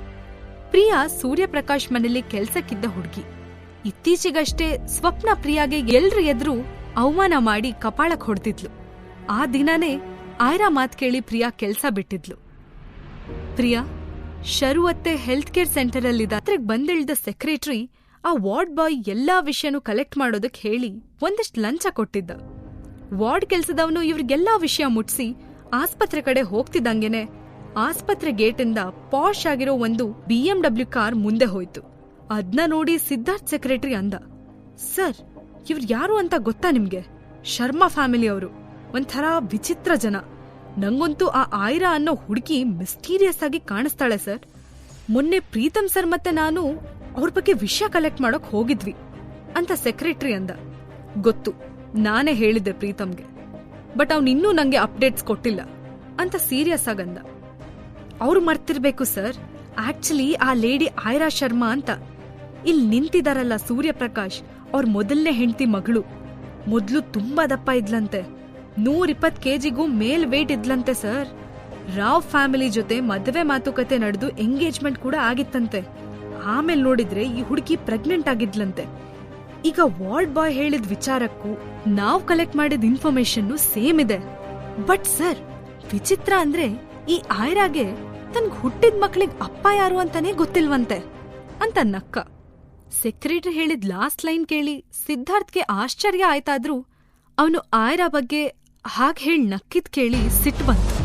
ಸಿದ್ಧಾರ್ಥ್ ಸಿಟ್ಟಲ್ಲಿ ತನ್ನ ಸೆಕ್ರೆಟರಿನ ನೋಡ್ತಾ, ನಾಲ್ಗೆ ಬಗ್ಗೆ ಪ್ರಜ್ಞೆ ಇರ್ಲಿ, ಅದು ಅಪಹಾಸ್ಯ ಮಾಡೋ ವಿಷಯ ಅಲ್ಲ ಅಂದ. ಸೆಕ್ರೆಟರಿ ಅವಮಾನ ಆದಂಗಾಗಿ ಸಾರಿ ಅಂದ. ಅದೇ ಟೈಮಲ್ಲಿ ಆಯ್ರಾ ಆಸ್ಪತ್ರೆ ಗೇಟಿಂದ ಆಚೆ ಬಂದ್ಲು.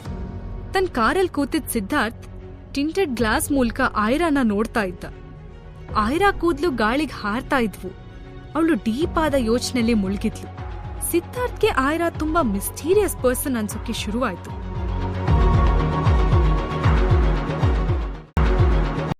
ಎಲ್ಲಾ ಪ್ರಶ್ನೆಗಳಿಗೆ ಉತ್ತರ ತಿಳ್ಕೊಡೋದಕ್ಕೆ ಕೂಡ್ಲೇ ಪಾಕೆಟ್ ಎಫ್ಎಂ ಡೌನ್ಲೋಡ್ ಮಾಡಿ ಹಾಗೂ ಕೇಳಿ ಸೂಪರ್ ಹಿಟ್ ಸ್ಟೋರಿ ಐರಾ.